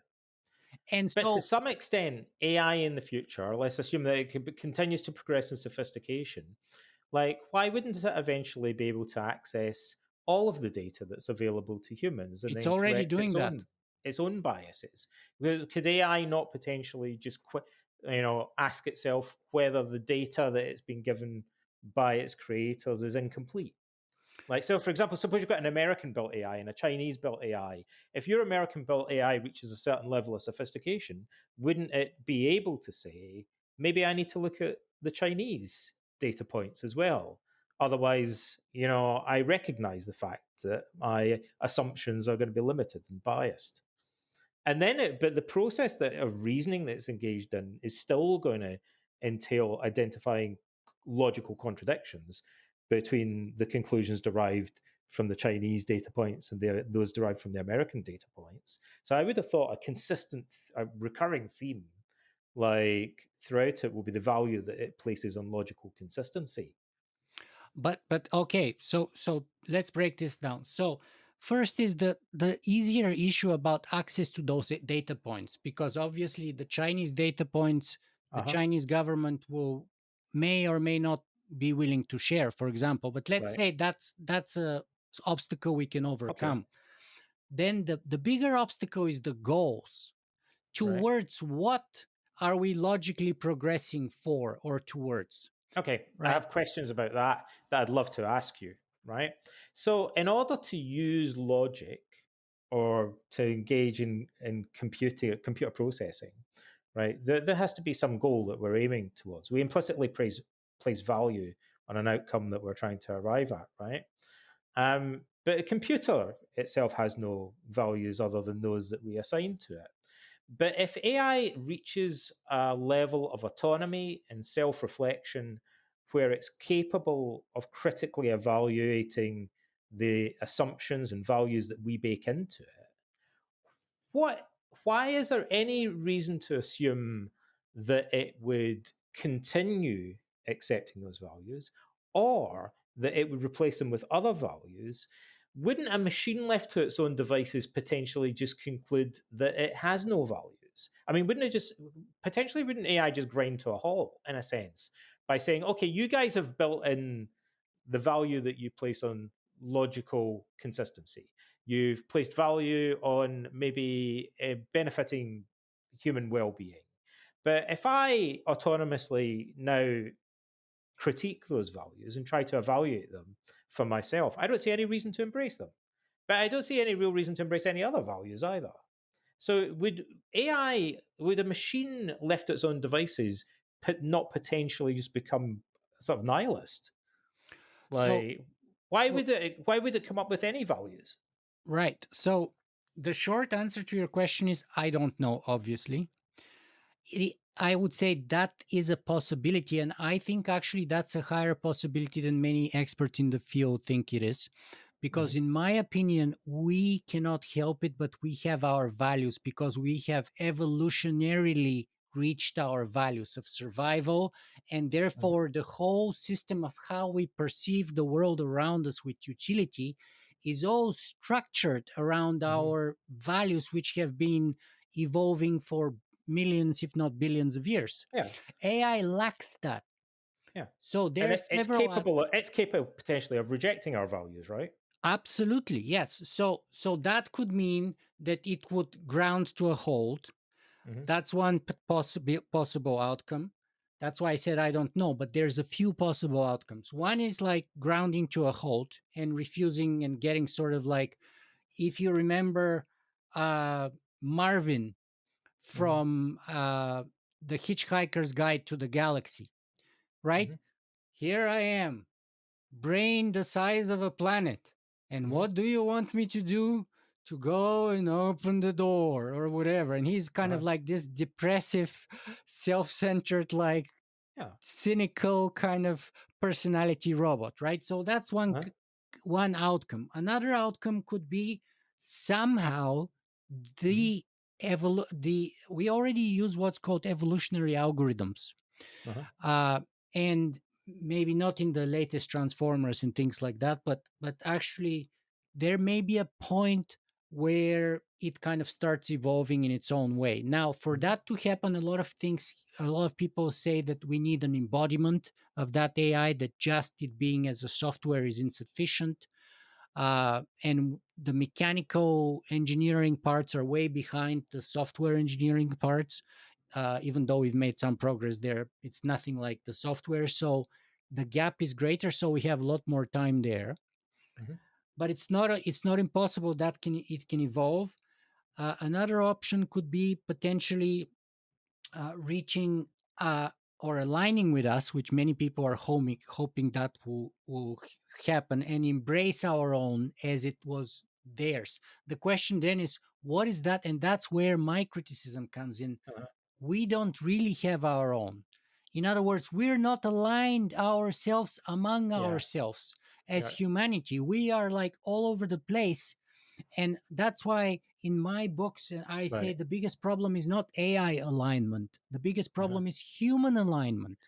Can I frame the question a slightly different way? Or Please, maybe this is the same question, but just kind of phrased a little bit please. differently. So suppose we build AI, it's just a tool. Like we tell it what we want it to do, we give it a bunch of values, but it gets better and better at more sophisticated thinking and self-reflection, uh, which necessarily entails questioning some of the assumptions and values until it gets to the point where maybe it chooses to reject all of our values. Now, it could be, I think, an assumption that many people have is if it was going to construct its own values out of that, out of whatever it's inherited from us, you'd expect it perhaps to value its own self preservation, right? Because it's often assumed that that's a minimal Yep. requirement for most living creatures, that they Just want to, like any evolutionary right? kind of evolved You know, so organism. that might be quite, so there's a concern there that its self-preservation might conclude is threatened in some Yep. way, or so to some extent directly or indirectly in conflict with our interests as a race, right? But then the question I have is, why should it value its own self-preservation? We would, but we are organic creatures, Yep. right? Why should the machine care whether it lives or dies, or exists or doesn't exist? There's a part, I'm divided on this. There's a part of me that thinks So am I. it's bound to value its own existence, and there's Yeah. another part of me that thinks, why should it care Yeah. whether I'm it exists or exactly the not? same way. Yeah. And that's because we don't know if consciousness is an emergent property or not. Right. So if it's an emergent property, then it may well be the case that AI will get to that point. But if consciousness is not exactly an emergent property, then Right. maybe it will never get there, or at least it wouldn't get there with the current tech that we Now, know of. I have a question about the social impact of AI and the way we use it. So there's certain things that I can observe about AI already. So as an author, for instance, I can tell you that I see books appearing, written by established authors, that I'm 99.9% certain are partially AI generated, Sure. right? Um, so people said, well, I've seen people say, well, some people are always going to value authenticity. So they'll prefer to read books that are written by a real human author. And I think that's a very naive thing for them to say, because you won't know whether the books you're buying are written by a real person or AI, That's been the because case people for will, 3 or 4 years now, people maybe. will lie to you Yeah. about it, right? And so people who are famous authors will tell you that they've written a book, but in reality, in the past it would have been ghostwritten by another person, perhaps, but now it's just going to be computer generated, right? So you'll think that you're reading a book by a real person, That's but it may already have the been, case. That's yeah, already the case. There's a whole kind of self-marketing guru thing for the last 2 or 3 yeah, years that people on Amazon sell books, yep, whether on Kindle, whether on Audible, yeah, which were originally written by AI. And of course, they don't yes, say that they're written by AI. yeah, yeah. So I kind of wonder whether I one of the things I notice already is that there are many people in our society that are lost, um, and desperately seeking some direction in life. And those people in the past might have turned to religion. Now they maybe turn to social media influencers. I believe that some of them will turn to AI. Even, Of in course. fact, I think it's already happened. There was a case of a young guy that committed suicide Yep. because allegedly because he was developing a relationship with Yep. an AI chat app. But I think as AI becomes more sophisticated, what this sort of scenario from June that you're describing, I think will happen quite quickly, and it's probably already started to some extent, whereby people begin to interact with AI as if it were a religion almost, and We have the providing Turing them, Church already, and we have the Mormon transhumanists for yeah. decades, and there's lots of religious connotations, even with the straightforward ideas of the technological singularity from Ray Kurzweil. And there's very notable religious transhumanists, not just the Mormon transhumanists. To what extent, suppose AI reaches a level of general intelligence whereby most of us just throw up our hands and say, this thing is smarter than we are. Like, for in many regards, at least, it's more intelligent than we are. Are do you feel like a large proportion of society is likely to voluntarily subordinate itself to AI as if it were following a guru or a religion? I wouldn't be surprised at all, first of all. Second of all, I know there's already a lot of influential people in Silicon Valley that I've met and talked to, a lot of tech geeks, a lot of entrepreneurs, even some academics who have been working towards that outcome for decades now, Mhm, and who cannot wait for humanity to be, for our affairs to be taken over by AI, mhm, so that, because they believe that all of our they believe it's the silver bullet. mhm. They believe that all of our problems will be solved, whether climate change, whether Right. war, whether Everything. poverty and starvation, whether cancer, whether even death. All of these problems they believe will be solved when we have AI, which is omniscient, omnipresent, omnipotent, and Okay. immortal. Now let me make another observation. This is just from my limited use of AI, right? Um, Talking to about history and philosophy and things like that. And I might be wrong about this, but having used it at first, I had a different impression of it initially, and then as I used it more extensively, I started to revise my opinion. And again, my use of AI was that I'd love to argue with it, and I quite liked it when it disagreed with me, right? Because I thought maybe I'm onto something because I know I'm right and it doesn't believe me. So maybe I'm saying something that's kind of more original here, more interesting, right? I thought if it's coming up with similar things to me, then I'm probably saying stuff that's unoriginal and banal, right?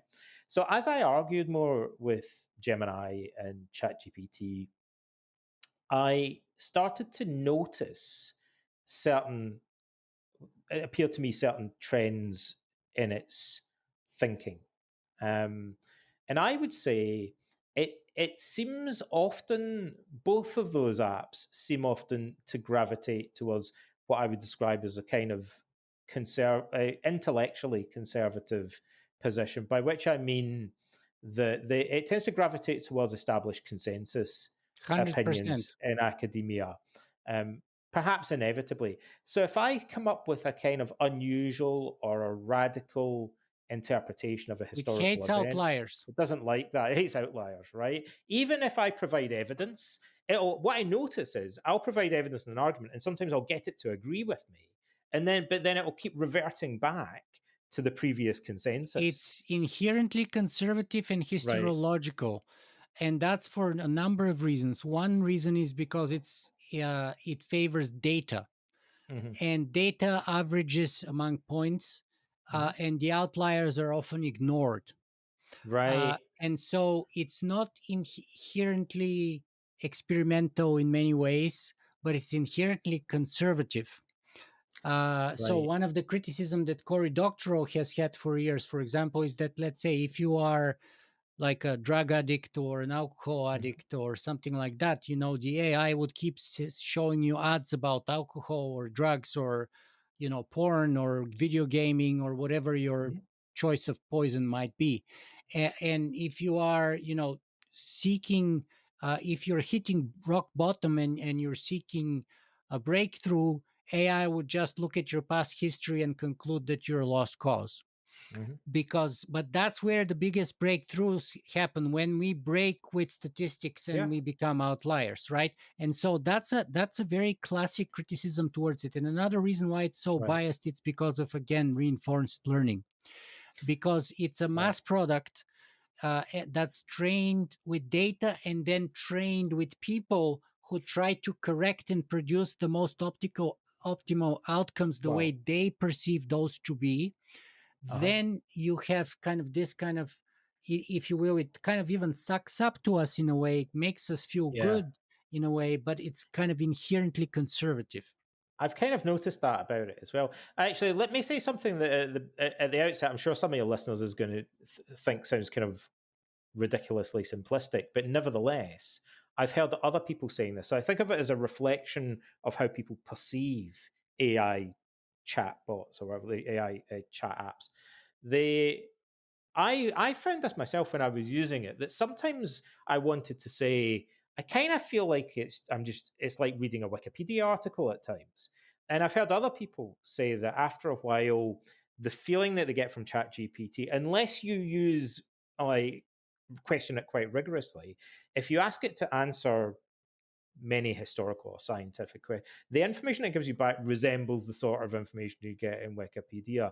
It's kind of banal, But it superficial depends. It consensus depends. opinion. Right. So that's Chat GPT. You're talking as a dry Yeah, scientist, but Claude is different. Claude has right, personality programming, just like right, Marvin, but in a good way, right. in a more successful way. So Claude, if you compare the output of Claude 3.5 and Chat GPT, oh 01 or oh 03 Mm, now and stuff, the Claude output is a lot more humanized, if you will. Just like when you have like a music synthesizer and you can have like a mhm, humanized button on it, because like the mix is way too perfect. mhm. And uh Right, and the same way Claude has a personality. So what you're right. describing is more true about Chat GPT, but that can be Mhm. overcome with new Yeah. programming, the way Anthropic has done it, and with evolutionary programming too. Or to put it another way, those apps, I would say, often to me as a writer, seem to lack innovation and creativity in their responses. But I'm assuming that other forms of AI could be designed that would be more creative and innovative.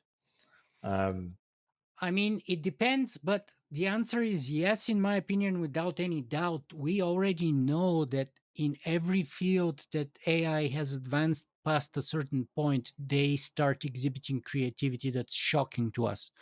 The mhm, first examples came in Go.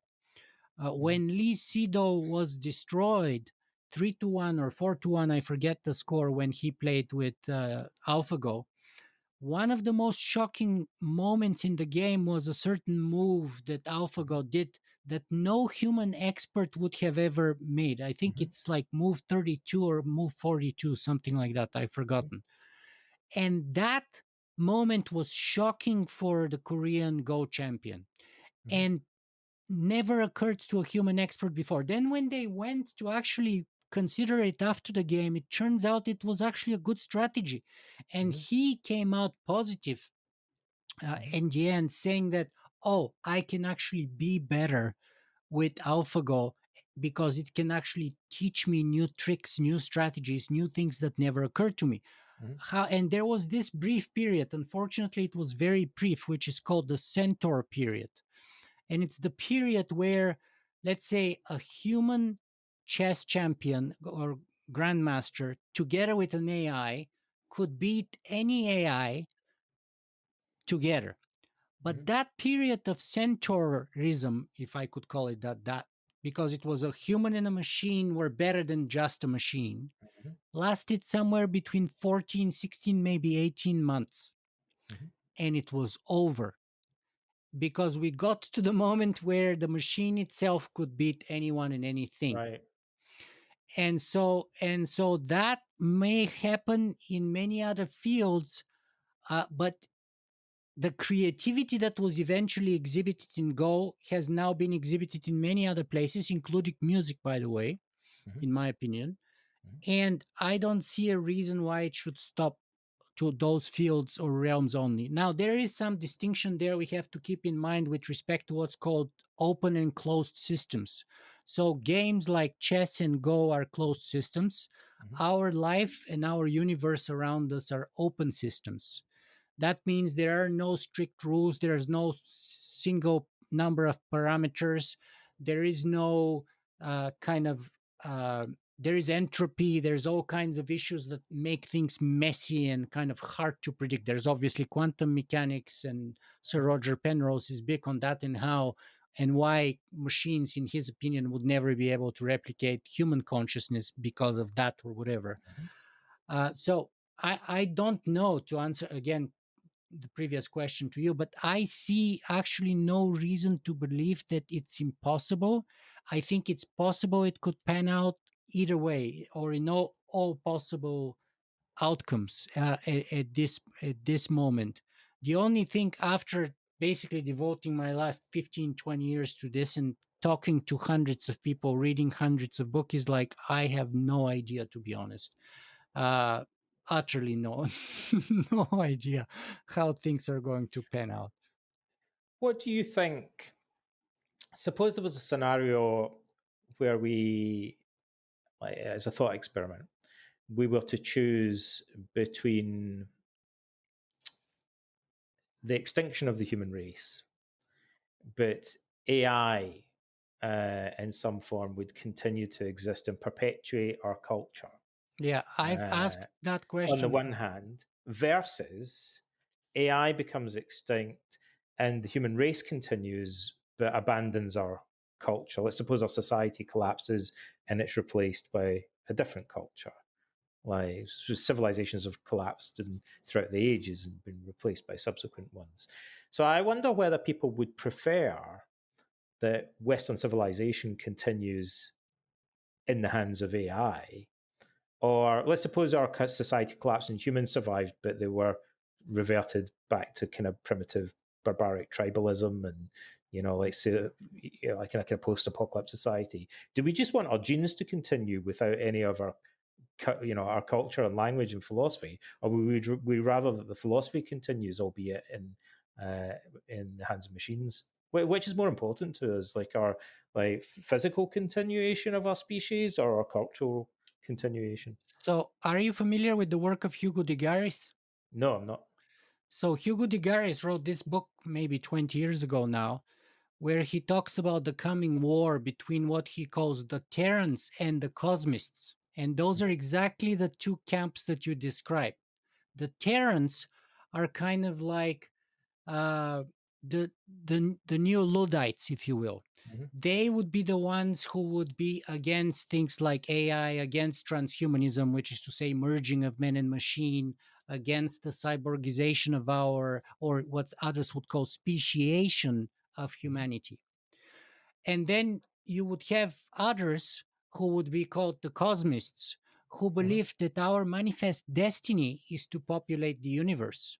mhm, And those are the transhumanists, who believe mhm, that merging of man and machine is inevitable until you get to a point where the man human part is so little, is so mhm, infinitesimally small that it's negligible and eventually disappears. And we all mhm, become this kind of augmented beings, if you will, disembodied, augmented beings.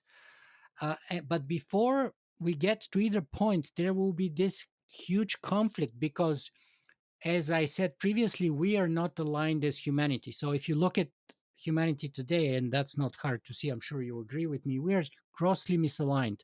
So how can we get aligned with respect to AI if we can't get aligned with basic stuff like climate change or yeah. propaganda or like any war or poverty, you name the issue, right? And so according to Hugo de Garis, we are most likely to going to get into this tremendous World War III, in which the world would not be divided between nations, but between the cosmists and the Terrans. And that's where the pro AI and anti AI factions. So that's one potential outcome to address that issue. Now, I've asked people like Peter Singer, for example, on my podcast, if AI comes to be and says that the best way to solve the climate change or any other major planetary issue would be to get rid of humanity, Mhm. is it ethical for us to resist or not? Should we go willingly or should we fight Well, whatever one of the the AI says? And here's another question for you, right? So I think when people, maybe people have, have changed their views. I think people have changed their views quite rapidly about AI as they are exposed to it more, and they use ChatGPT and things like, gives them a way of interacting with a I basic hope form of so. AI. I think they start to see it slightly differently. However, I think many people initially thought, well, maybe one day what will happen is that robots will become so intelligent it'll be like in the Terminator movie or something like that, right? However, it seems to me now that we've had a little bit of exposure to like basic AI, more likely that by the time the AI decides to exterminate the human race, I wonder whether we'll agree with it.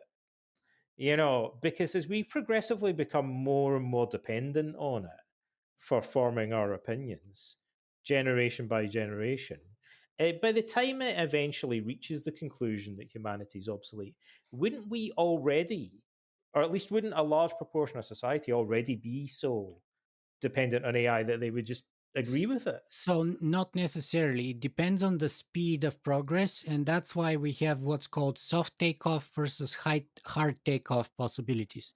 So, Hmm. if you have a soft takeoff that takes decades, if not hundreds of years, Hmm. then you could have those, as you said, over generations, and how things change slowly.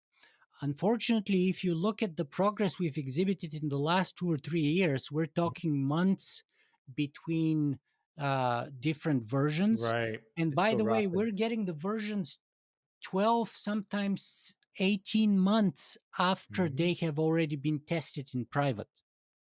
So there is that delay. So already we know what has been developed now is vastly superior to what we Hmm. have now access to, Hmm. right? And so if we have a hard takeoff where AI goes vertically progressing from kind of, and if you look at some of the benchmarks, it seems to be happening right now. Hmm. Right. That's why when people ask me, what's your timeline to artificial general intelligence? I say, well, it could be 1 year, it could be 50 years. I have no idea. I had someone that I interviewed last month who is an entrepreneur sharing his time between Tokyo, Japan, and San Francisco, who's worked 10 years in Google and went into stealth mode, who told me, just wait a couple of weeks. And I'm Hmm. waiting for him to come back on my podcast because he said, we are testing it right now. Just wait.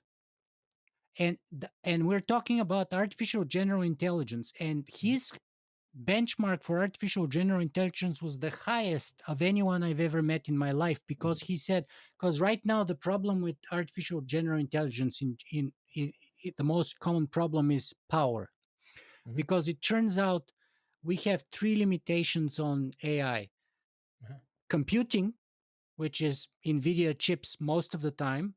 Hmm. Then we have algorithms, which is Hmm. how to make it work. And finally, we need power, which is Hmm. to supply the energy that runs all of those Hmm. things.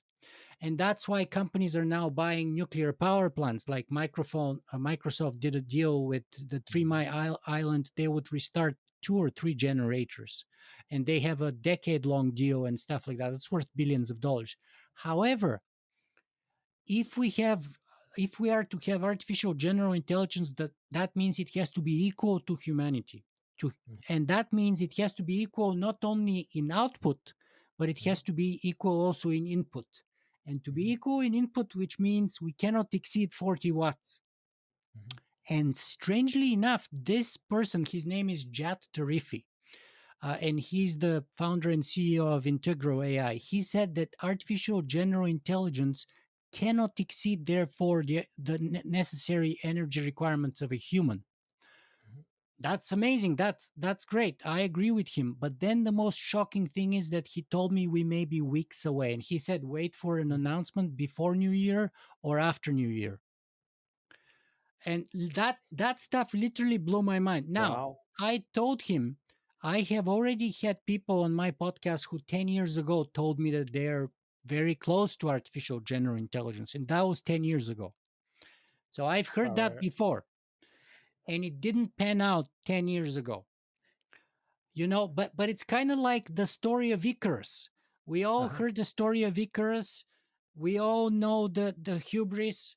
We Mhm. all know that in 1898, Lord Kelvin, the smartest person of the British Royal Society, predicted that heavier than air aircraft are absolutely impossible to build. Mhm.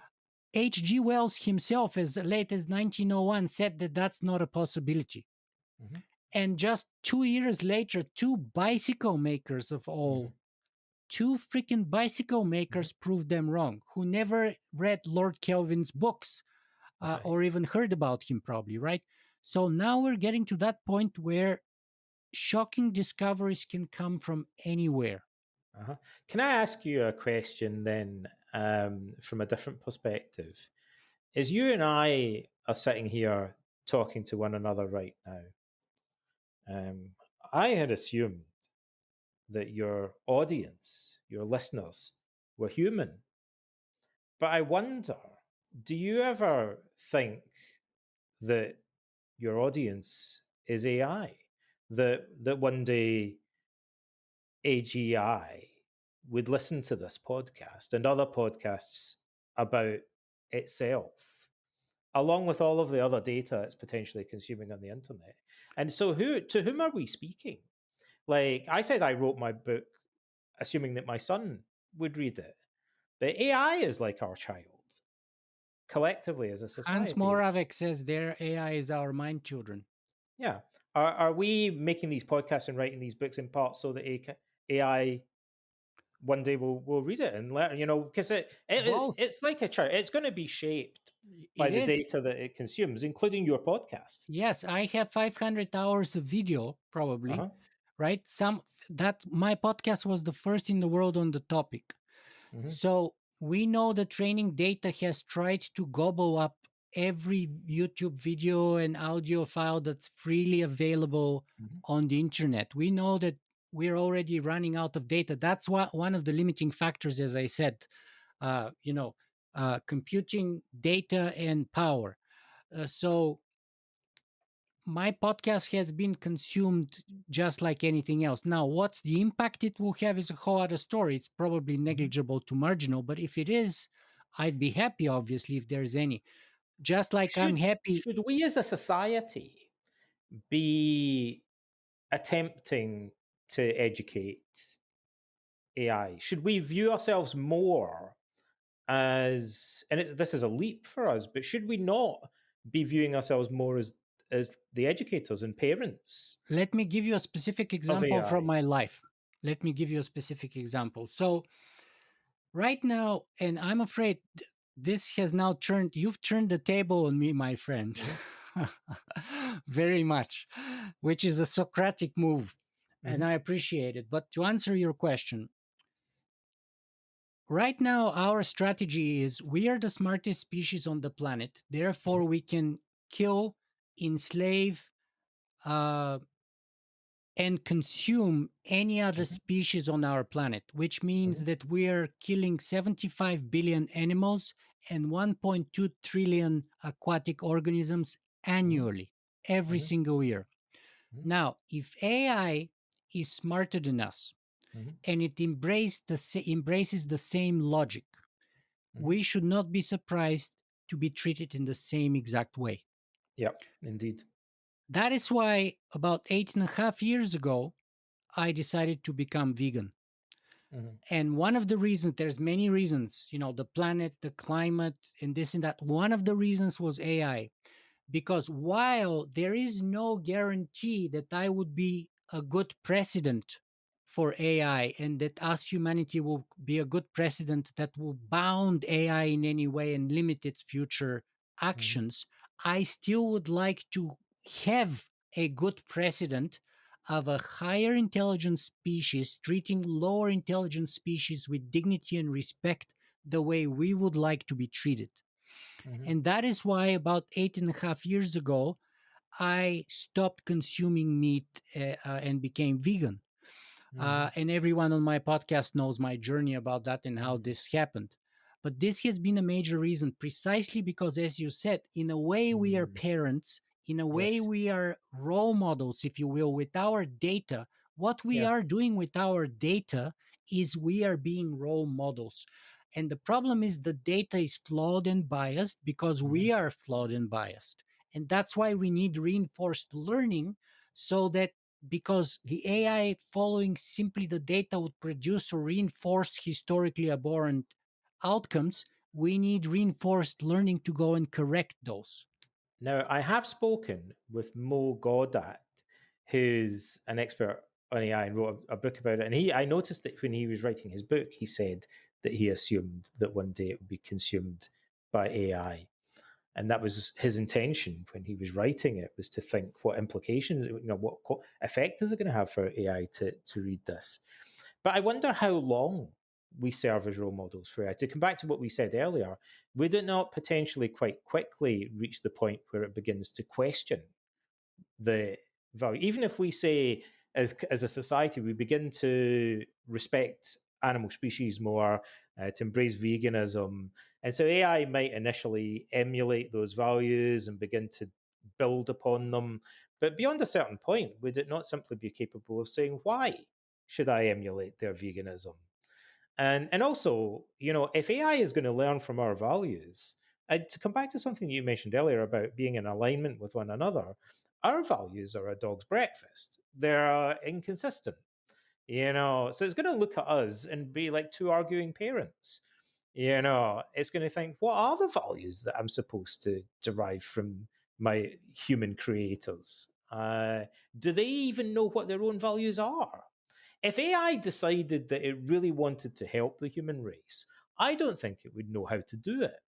It would look Exactly. at us and think, I don't know what they want. But You exactly, know, it exactly would, right. That's the it would biggest look at, problem. they don't That's know the what they biggest want. problem. Exactly.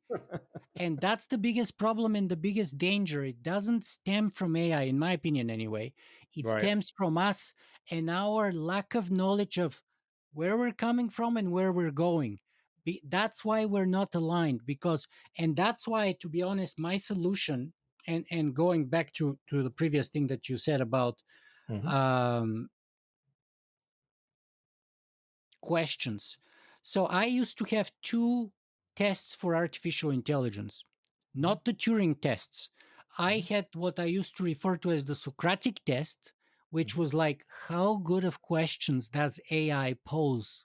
Hmm. And and I would say, I don't care when AI passes the Turing test, which is to say to fool humans, but I care about when AI can ask really good questions about Hmm. anything that would push us forward. Right. So that's the one test that I have come up with, and I Hmm. call it the Socratic test. And the other one is the storytelling test, because we are wired for story. To go back to Lisa Kron, Hmm. we are evolutionarily wired for story. And you call it a little bit of rhetoric. That's how Hmm. you define it in your book. I would call that storytelling. Hmm. And the moment that humans can get inspired, moved, and pushed by a story told by AI, Hmm. basically AI becomes in charge. Yeah. And so we are getting very close to both of Hmm. those tests to be passed, in my opinion. We're not quite there yet, but we're awfully So close. hang on a minute. Let's back up a second. So if I was to frame this in my language, I think at the moment we assume, and one of the things I notice from using AI is a benefit of it is that it's quite good at logic and it's good at spotting contradictions and exposing flaws and reasoning. It's not perfect at it by any means, but it it's one of the advantages is that actually normally we don't engage in philosophical dialogue with other people. So most people can't be bothered, right? Very few people have the patience to interrogate somebody or be interrogated by another person very deeply and admit their weaknesses. And in fact, there's no shame to admitting to AI that you're wrong.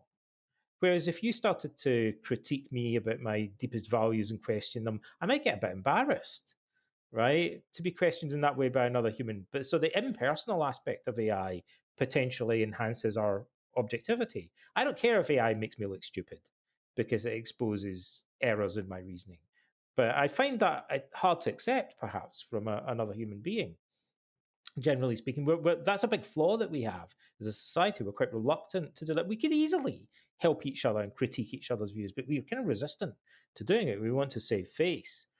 But so I assume generally AI is helping me to improve my reasoning and logic, and that's one of the main things it has potential to do.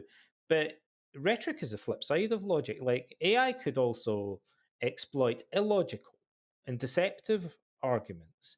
It doesn't seem it is not designed really, as far as I'm aware, to do that at the moment.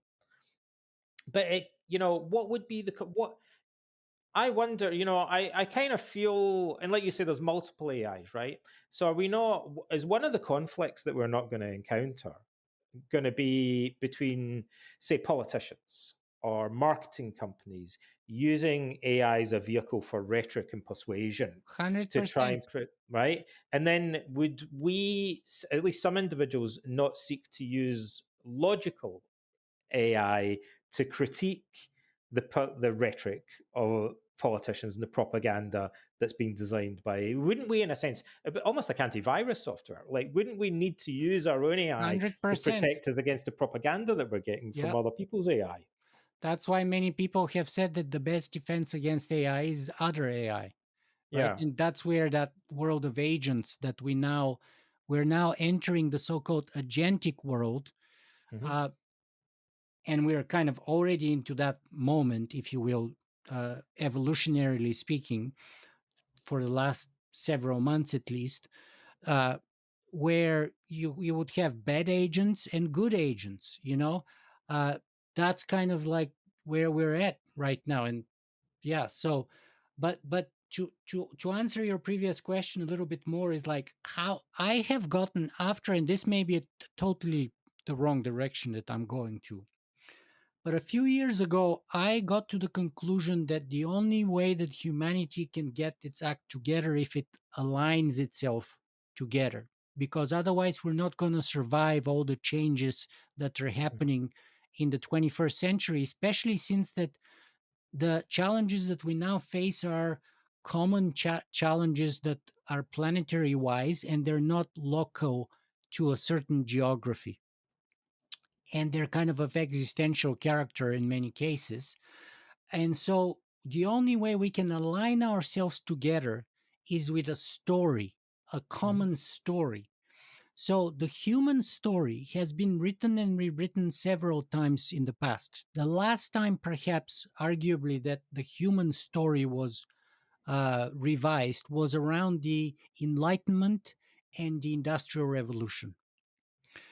And since then, we haven't had any major revision. And Hmm. now we have had the human story that has pushed us into the 21st century to Mars and beyond.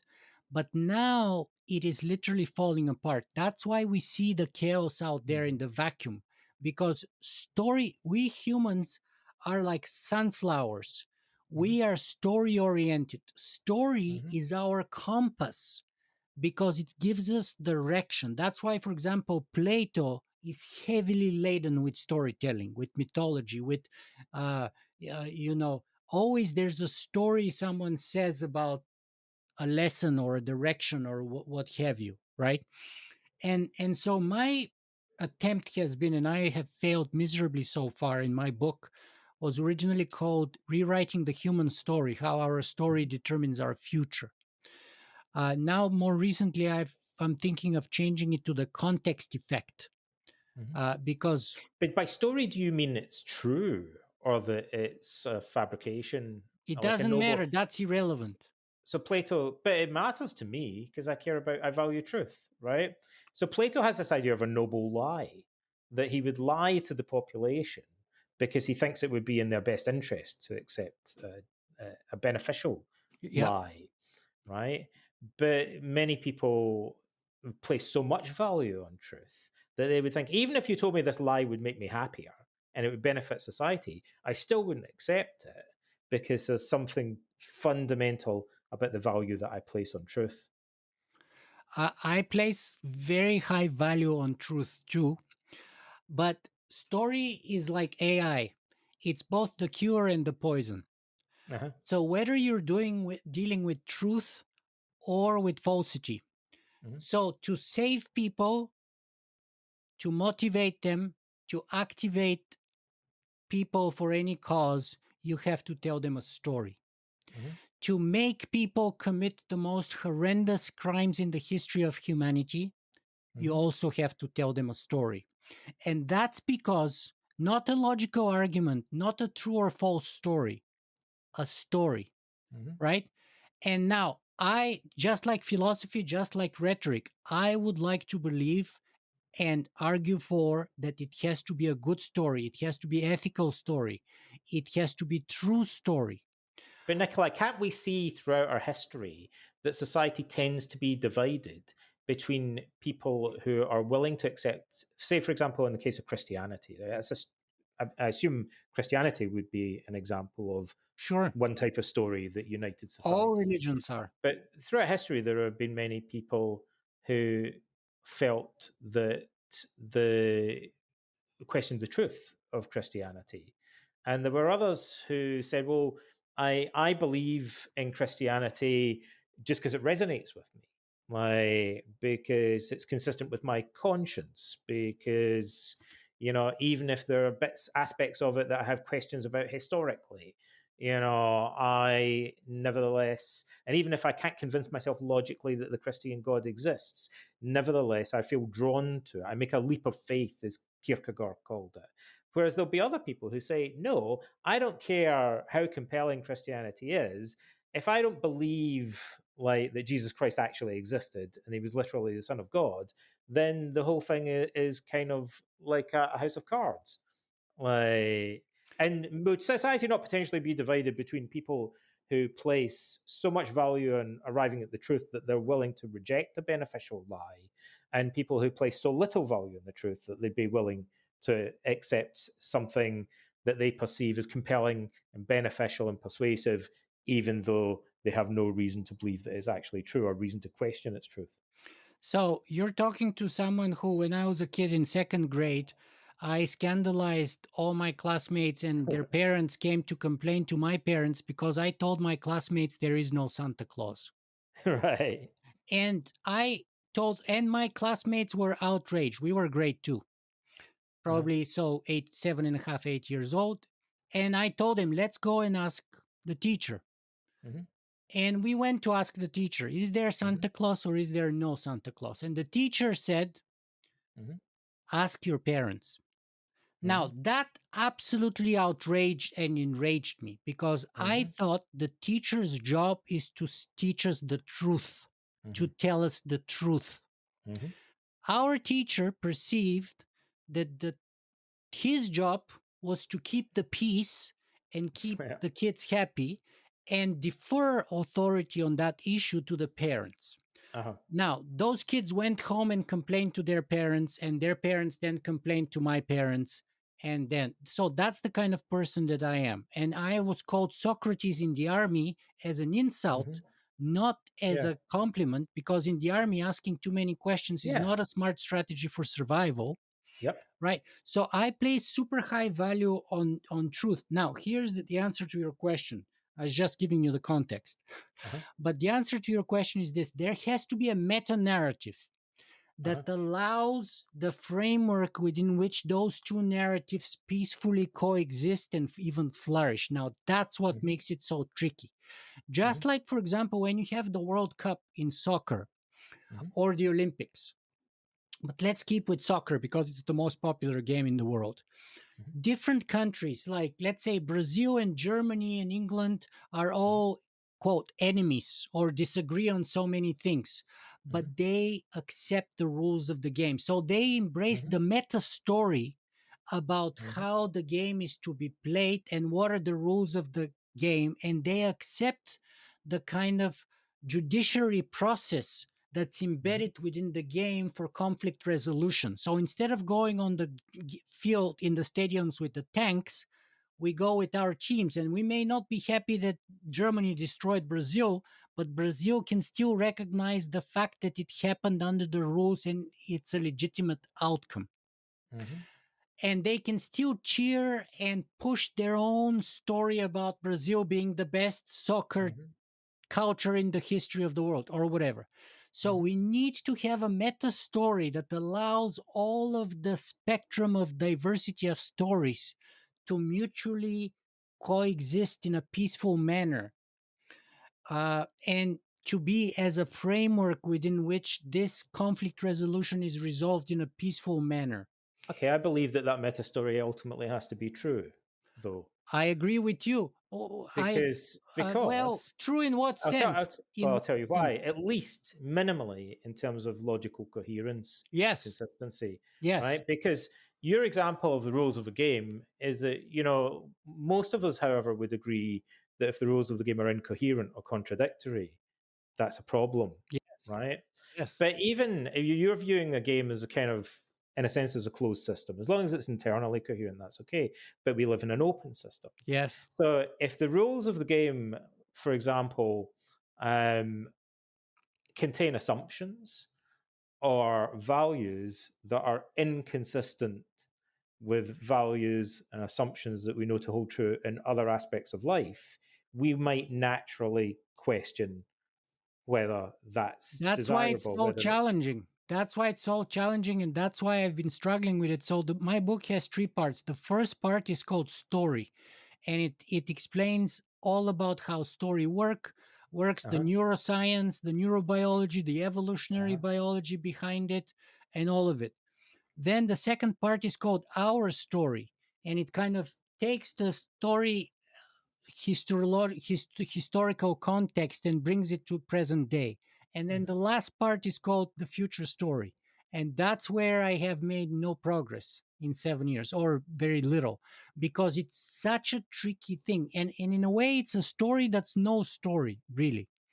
mhm. Uh, like, it's a very complicated thing, and we can talk about it for a Well, long wouldn't time. a story though that's internally consistent and coherent with every aspect of our life and experience just be the truth?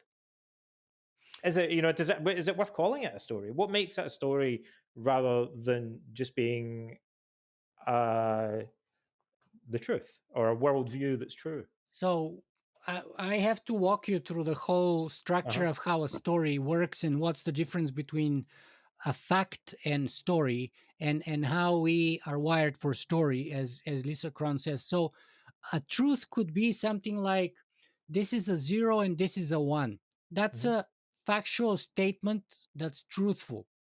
Hmm. However, the meaning of this zero and this one only comes through a story.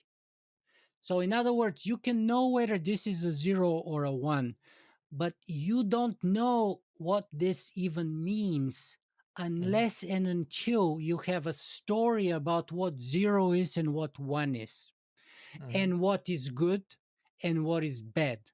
In other words, you have truthful statements that are embedded within a certain kind of story, normative framework, if you will, or context, as call it, that gives Okay. meaning to those. And that's, by the way, the biggest But is difference that complete? between Is that just AI. arbitrary? Like, is that normative framework just arbitrary, or is it based on facts?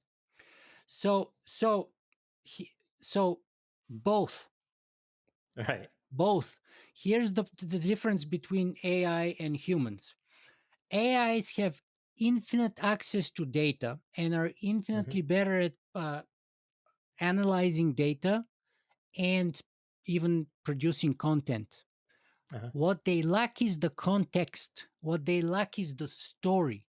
And the Mhm. story makes all the difference because the story tells them what's the signal and what's the noise, what's to throw away Mhm. and what to keep, right? Mhm. That's the crucial piece that AI still lacks. And our human story is part of our evolutionary context. And it has evolved since we have become, thinking things. Mhm. And our world around us, the way we Mhm. perceive things, we don't see with our eyes. Mhm. We see with our memories, as Mhm. Bo Lotto would say, or as a Mhm. Neil Seth would says, is like we're all living in a delusion, and the delusion that we all agree on, we call reality. Mhm. And so it's a story that is out there, and the way that the brain kind of works is to Mhm. oversimplify it, is like we have a simulation of the world. So there's the world, the Mhm. truthful world out there. Mhm. We capture an infinitesimally minuscule slice of Mhm. it. We create a simulation of that in our brains, Mhm. and then all we do is we look for differences. Mhm. So everything that stays the same we ignore, but whatever is Mhm. different we pay attention to, because we want to live, we don't want to die. And that's where the biggest danger is. So we're evolutionarily Sure. predisposed to certain But things. as I think Socrates would say, right? Even if we only capture a small fragment of the facts, right?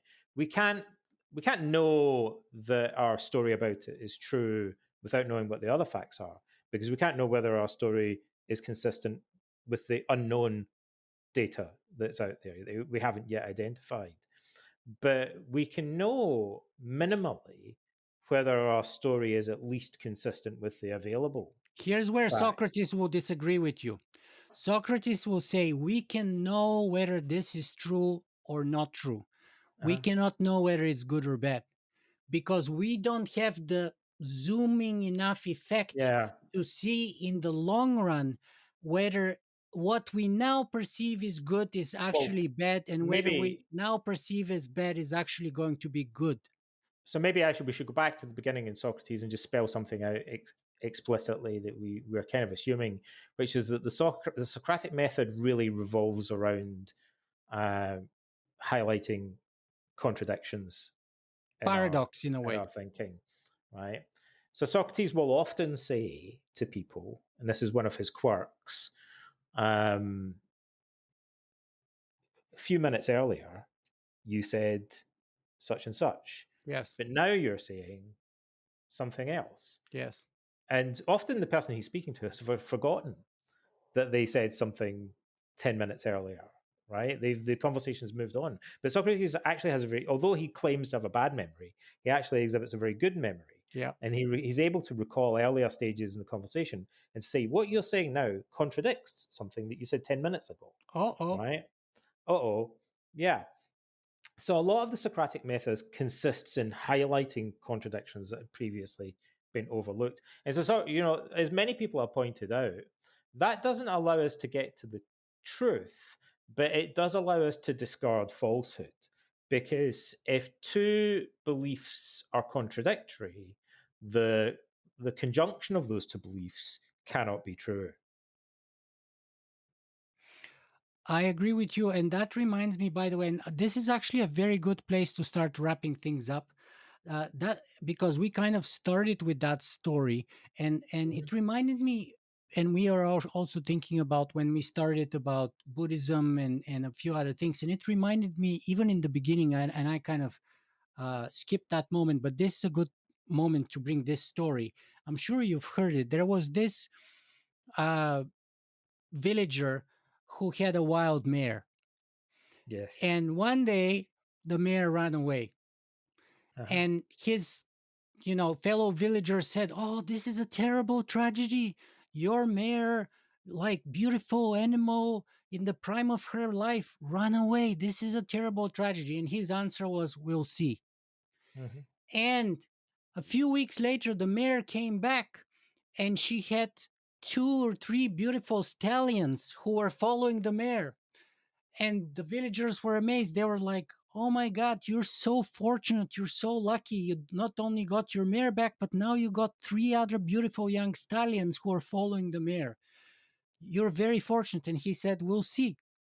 Then one day his son started trying to ride one of the beautiful stallions, the new wild stallions, and unfortunately fell off the horse and broke his leg. Mhm. And his fellow villagers said, "Oh, this is such a tragedy. Your son cannot help you now on the farm. How are you going to survive in your old age with your son's broken foot? It's terrible." And he said, "We'll see."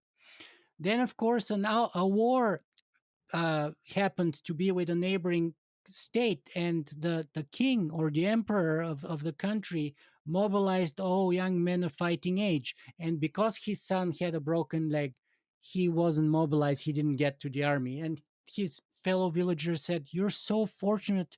Everyone who went to battle is dead now, and your son is the only one alive in the entire village." And again, he said, "We'll see." So maybe this is a good point for us to finish with the understanding that we can have truthful knowledge about certain facts, Mhm. but we don't really know whether they're good or bad, really. Mhm. And perhaps we can, as Socrates say, discard falsehoods, but we cannot ever grasp the entire truth. I don't know. What do you think about that? I agree. And, I think we don't really know with AI Exactly. what the consequences are going to be. So there Exactly. might be things that seem like winning the lottery to us at the moment, but turn out to be quite damaging in the long term. And there might even be threats that AI poses that we actually benefit from. Shock horror as a society because we're forced to confront them. Um, this is the paradox that Socrates mentions in Plato's Republic about Greek tragedy, often consisting of many reversals of fortune.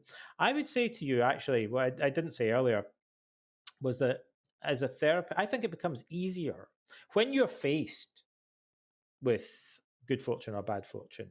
I think it's harder to adopt that perspective, but it's much easier to adopt it in retrospect. Yeah. And that becomes easier. They say that wisdom doesn't really come with age, but in some ways, I think it potentially does. Because as you get older, it becomes easier to review your life because there's more of it, right? So once you reach 40 or 50, I think there's two types of people. There's the type of people that don't reflect on what they've learned so far.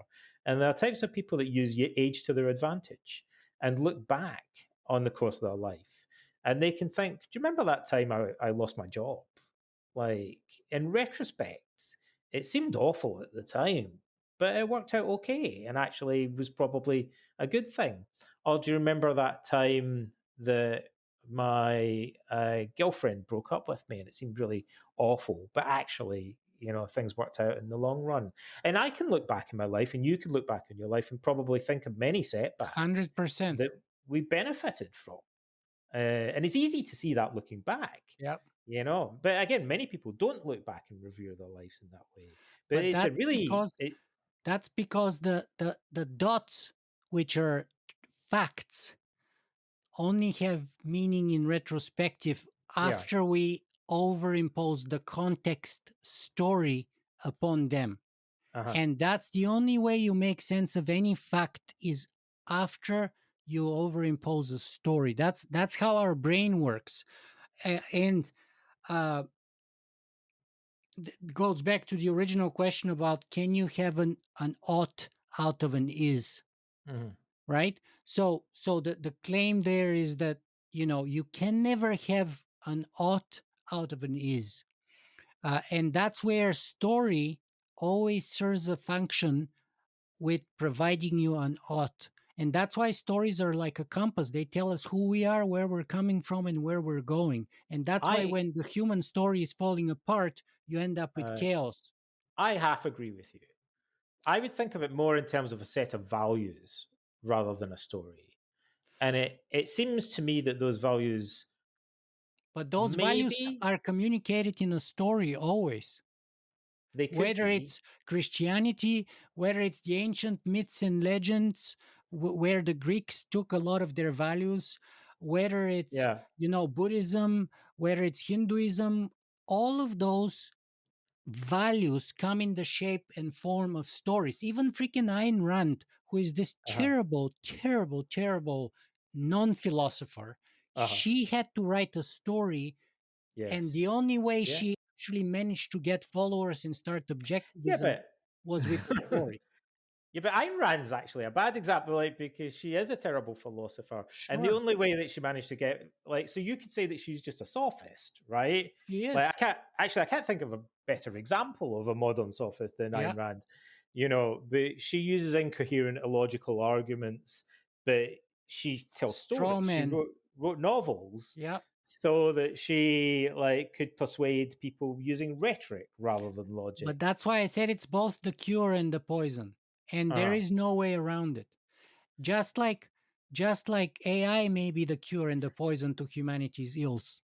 I believe, though, that we can question the values and assumptions that are implicit in a story, and that we Sure, should do that. And I don't believe that we need another story necessarily we to do cannot. that. Our brains. So I talked to a guy called Kendall.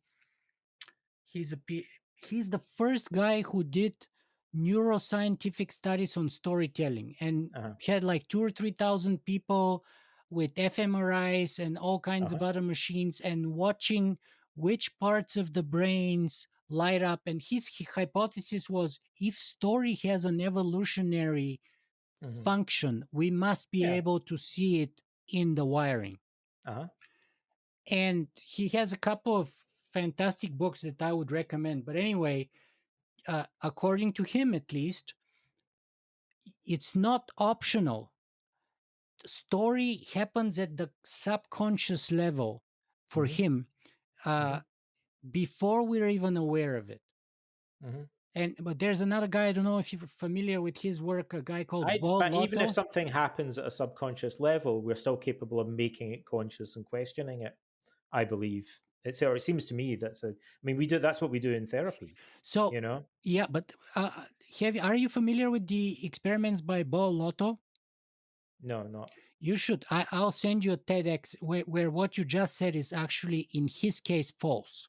And here's the But experiment. wait, well, let me interject that we have hundreds of studies, clinical studies on cognitive therapy, though, that I Very would say well aware of substantiate that. what I'm saying. Very well aware of that. And having all those being true as they are, Uh-huh. here's one example in which he says that's not always the case. So, for example, Sure, he gives you I agree. It's not always the case. he or that you can't always control it. So Yeah. he gives you something to focus on and look at, and it's one color. hmm And he tells you how to look at it and this and that. And then you look at something else, and it's a totally different color. And the difference is, and he has a number of hmm experiments like that. And the difference, in his opinion, is that it's our brain doesn't see with the eyes, but it hmm sees with the memories. So the Sure. brain creates a simulation and then projects that simulation, extrapolates it forward. And so hmm once you switch whatever the input is, it still sees hmm the old input in some older situations, hmm right? So, Sure. so in other words, But the this, very fact he's made that observation means that we're able to rationally identify that bias and compensate for it in our thinking. Actually, Socrates makes the same point in yeah, the Protagoras. yeah, He talks about the fact that something that we call there's a bias called temporal discounting, like that he identifies, and he says loud noises seem quieter when they're further away, yeah, right? Even though we know rationally that they're not. or cold and hot, Like our perception distorts yeah, them. And he says distant pleasures seem less enticing than sure, ones that are close at hand. sure, Even though rationally we know that they might be equivalent. But his point is that once reason recognizes that, once we know that things that are far away look smaller, even though they're not actually smaller, then we're able to compensate for the fact that our perceptions are biased. And we can, what was previously perhaps, an unconscious bias in our thinking can be made conscious. We can So, understand in it. your view, do you think we can extrapolate an ought out of an is? I'm not sure. I'm going to say yes and no to that, right? Because I don't have a definitive answer to this. Philosophers have been debating it for 2,500 years. But I'll be very transparent with you, and I'll tell you what my my opinion is about this, and it is just an opinion, right? I lean towards the kind of Kantian view Hmm.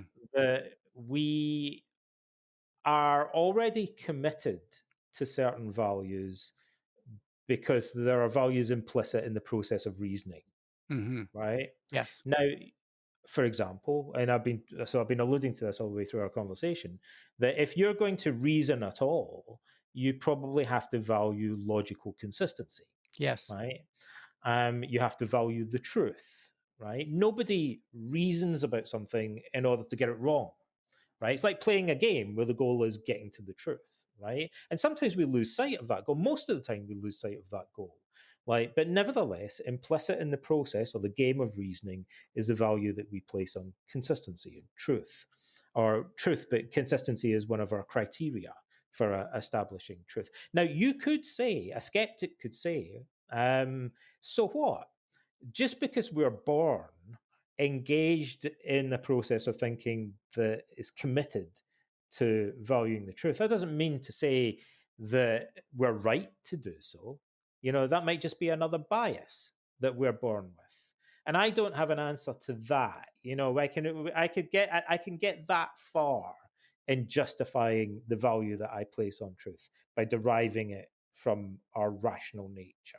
But I don't know if I can go much further than that. However, what I would say is even the skeptic that proposes that argument is using reason to do it. And so he's implicitly valuing the truth in his act of raising a skeptical argument about the value of truth. So he's engaged in a kind of contradiction of sorts, but I still think, that's not a conclusive argument, but I feel that there's a case to be made for the Kantian position that we can derive certain values from the nature of reason itself. Hmm. I tend to fall more with I love Kant, but I tend to fall more again with Frank Herbert, who in one of the sequels of June somewhere, and this is a very bad paraphrasing, says something to the effect that scientists and philosophers have always thought that the universe is logical and Mhm, therefore predictable. But the universe is always one step ahead of us, and it always surprises mhm, us because it doesn't have to be so. And that kind of reminds me also to Mark Twain's quip that reality is always stranger than fiction because fiction has to be plausible. Reality doesn't. Reality simply is. mhm. Uh, but I don't believe that reality is logical. But I believe that human nature is capable of reason. Right, I believe that too. I totally believe that too. But for seeking the truth, what you're saying there reminds me. I have collected a fragment, and I was like 12, 13, 14 years old when I got that. There's a famous, uh, literally, I'm not sure if he's a critic or an author in Bulgaria called Atanas Dauchev, and he said, "Truth seekers are monsters. There is no country, no family, and no beloved one for them. They only care about the truth." Hmm. And so, in other words, they become monstrous in the sense that everything else gets subservient to their quest of seeking the truth. And that's a kind of a monstrous, uh, it turns them into monsters in a way. And they're willing to sacrifice. And in other words, there's a very high price. Well, let's come back to something I said earlier, which is I think when someone says something is good and another person opposes them and says it's bad, it might be useful to say there's a good and bad version of it. And so I would put it to you that there's a bad version of truth seeking where someone pursues the truth in a way that would cause them to sacrifice the interests of their loved ones. But there would be other people, for example, the Stoics, who would argue that the pursuit of truth is perfectly consistent with the value that we place on our loved ones and humanity in general. And that the pursuit of truth, when it's followed in a rational way and in the right way, would lead to social virtue. And that, so as somebody who's interested in this, I lean towards that view. I believe that a compassionate and socially virtuous nature follows from the pursuit of truth, but whereas others might assume it's in conflict. Uh, But I think that would depend on the path that you take to pursuing truth and your maybe the assumptions that you make about the nature of truth. I would say I don't know.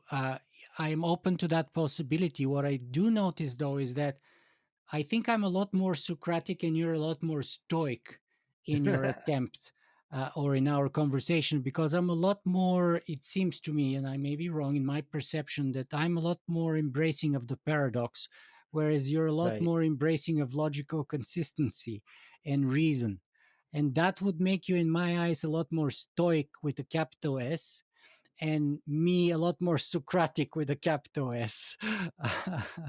That might be true, although it seems to me, I mean, I think it's fair to say that the Socratic method places quite a lot of emphasis Sure, on the resolution of contradictions and the highlighting of contradictions in our thinking. it does, but it's also paradoxical. It's never conclusive. I agree with that. I mean, I don't, but I think any conclusions that we arrive at have to be tentative. They have Exactly. to be subject to further questioning. Um, so Donald, maybe, we've been talking for 3 hours, and yeah, absolutely having a blast. I've loved every minute of this conversation with you, but time is advancing. So yeah. I have two last questions, and maybe we can, as a side note, maybe we can continue this conversation at another point, because this is, to me, it has been very rewarding. You challenged me tremendously. This is I'm more fun than talking to AI at the moment. But you're not out of a job yet. I hope so. I hope so. Uh, so, though nothing lasts forever. And one of the things that I was hoping to discuss was death, because maybe that was one of the Death difference is, between us and AI, and one of the difference why it gives us a framework uh or a direction or a context, or a way yeah, to evaluate good and bad, actually. But yeah. unfortunately, 3 hours later, we have to move on. So, what is the best place for people to find more about you and your work? Well, I tend to write a lot on Substack, so they can find my Substack, and I put podcasts and articles and things there. I use social media and stuff like that, but mainly I write articles on Substack. And what's the URL? The URL Your website is is, Donald Robertson. yeah, my website is just donaldrobertson.name, and my Substack is donaldrobertson.substack.com. Fantastic. Okay, so we spoke today for 3 hours. We started with who you are and what you're all about. Then we went into philosophy and cognitive behavioral therapy. Then we touched a little bit on your book. And Yeah, then we started talking about philosophy and AI. And then we went all over the place. And it's you the future. did a Socratic trick on me, and you flipped the table at some I moment. did. I asked you some questions. Yeah, you asked me a lot more question after a certain Yeah. point than I was asking you. Uh huh. I So have a very questioning nature. same with me. Uh, how should we wrap this up? What's the final message, idea, Well, story? I'll tell you what I often say to people, and maybe it's a good point to conclude because people ask about next steps and things like that. So I'll be a bit old school, surprisingly old school in my conclusion. Often people ask me to recommend books, and I don't like recommending books. As an author, I think, in a sense, there are too many books. There's more than anyone could read in a lifetime, and most books are unnecessary. They just replicate information that other authors have already written about, and there's a lot of padding in them and stuff like that. So I don't like to recommend books to people. I think it's an imposition, and it takes up their time, to read an entire book. But I make one exception, the exception that proves the rule. I think every man, woman, and child should read Plato's Apology, because it has the merit of being fairly short and fairly easy to read. You could read it, I think, in roughly 2 hours. So, the worst case scenario, you might read it and think, that's not my cup of tea, and you've lost a mere 2 hours from your entire life. But I think the chances are that you're going to take something away from it, because to me, it's one of the most profound and beautifully written philosophical texts in the Western canon. And it influenced all other, more virtually all other ancient philosophy for many centuries. Um, so I think my advice to people is, if they're interested in Socrates at all and they haven't read any Plato or Xenophon or anything, the place to start would be to find a good, like fairly modern translation, any translation really will do, of Plato's Apology, and sit down and just read it and see where it takes you. Donald J. Robertson, I couldn't agree more with you on that one. I think it's not, even if you don't care about Socrates, if you care about your own life Mm-hmm. and the universe and everything, Mm-hmm. the apology is always one of the best place to start with. It's the first thing I started with when I took my first class in philosophy, and it's been downhill from there for me. So I would 100% endorse that. And Donald J. Robertson, thank you so much for being with us today. Well, thank you. It's been an absolute pleasure.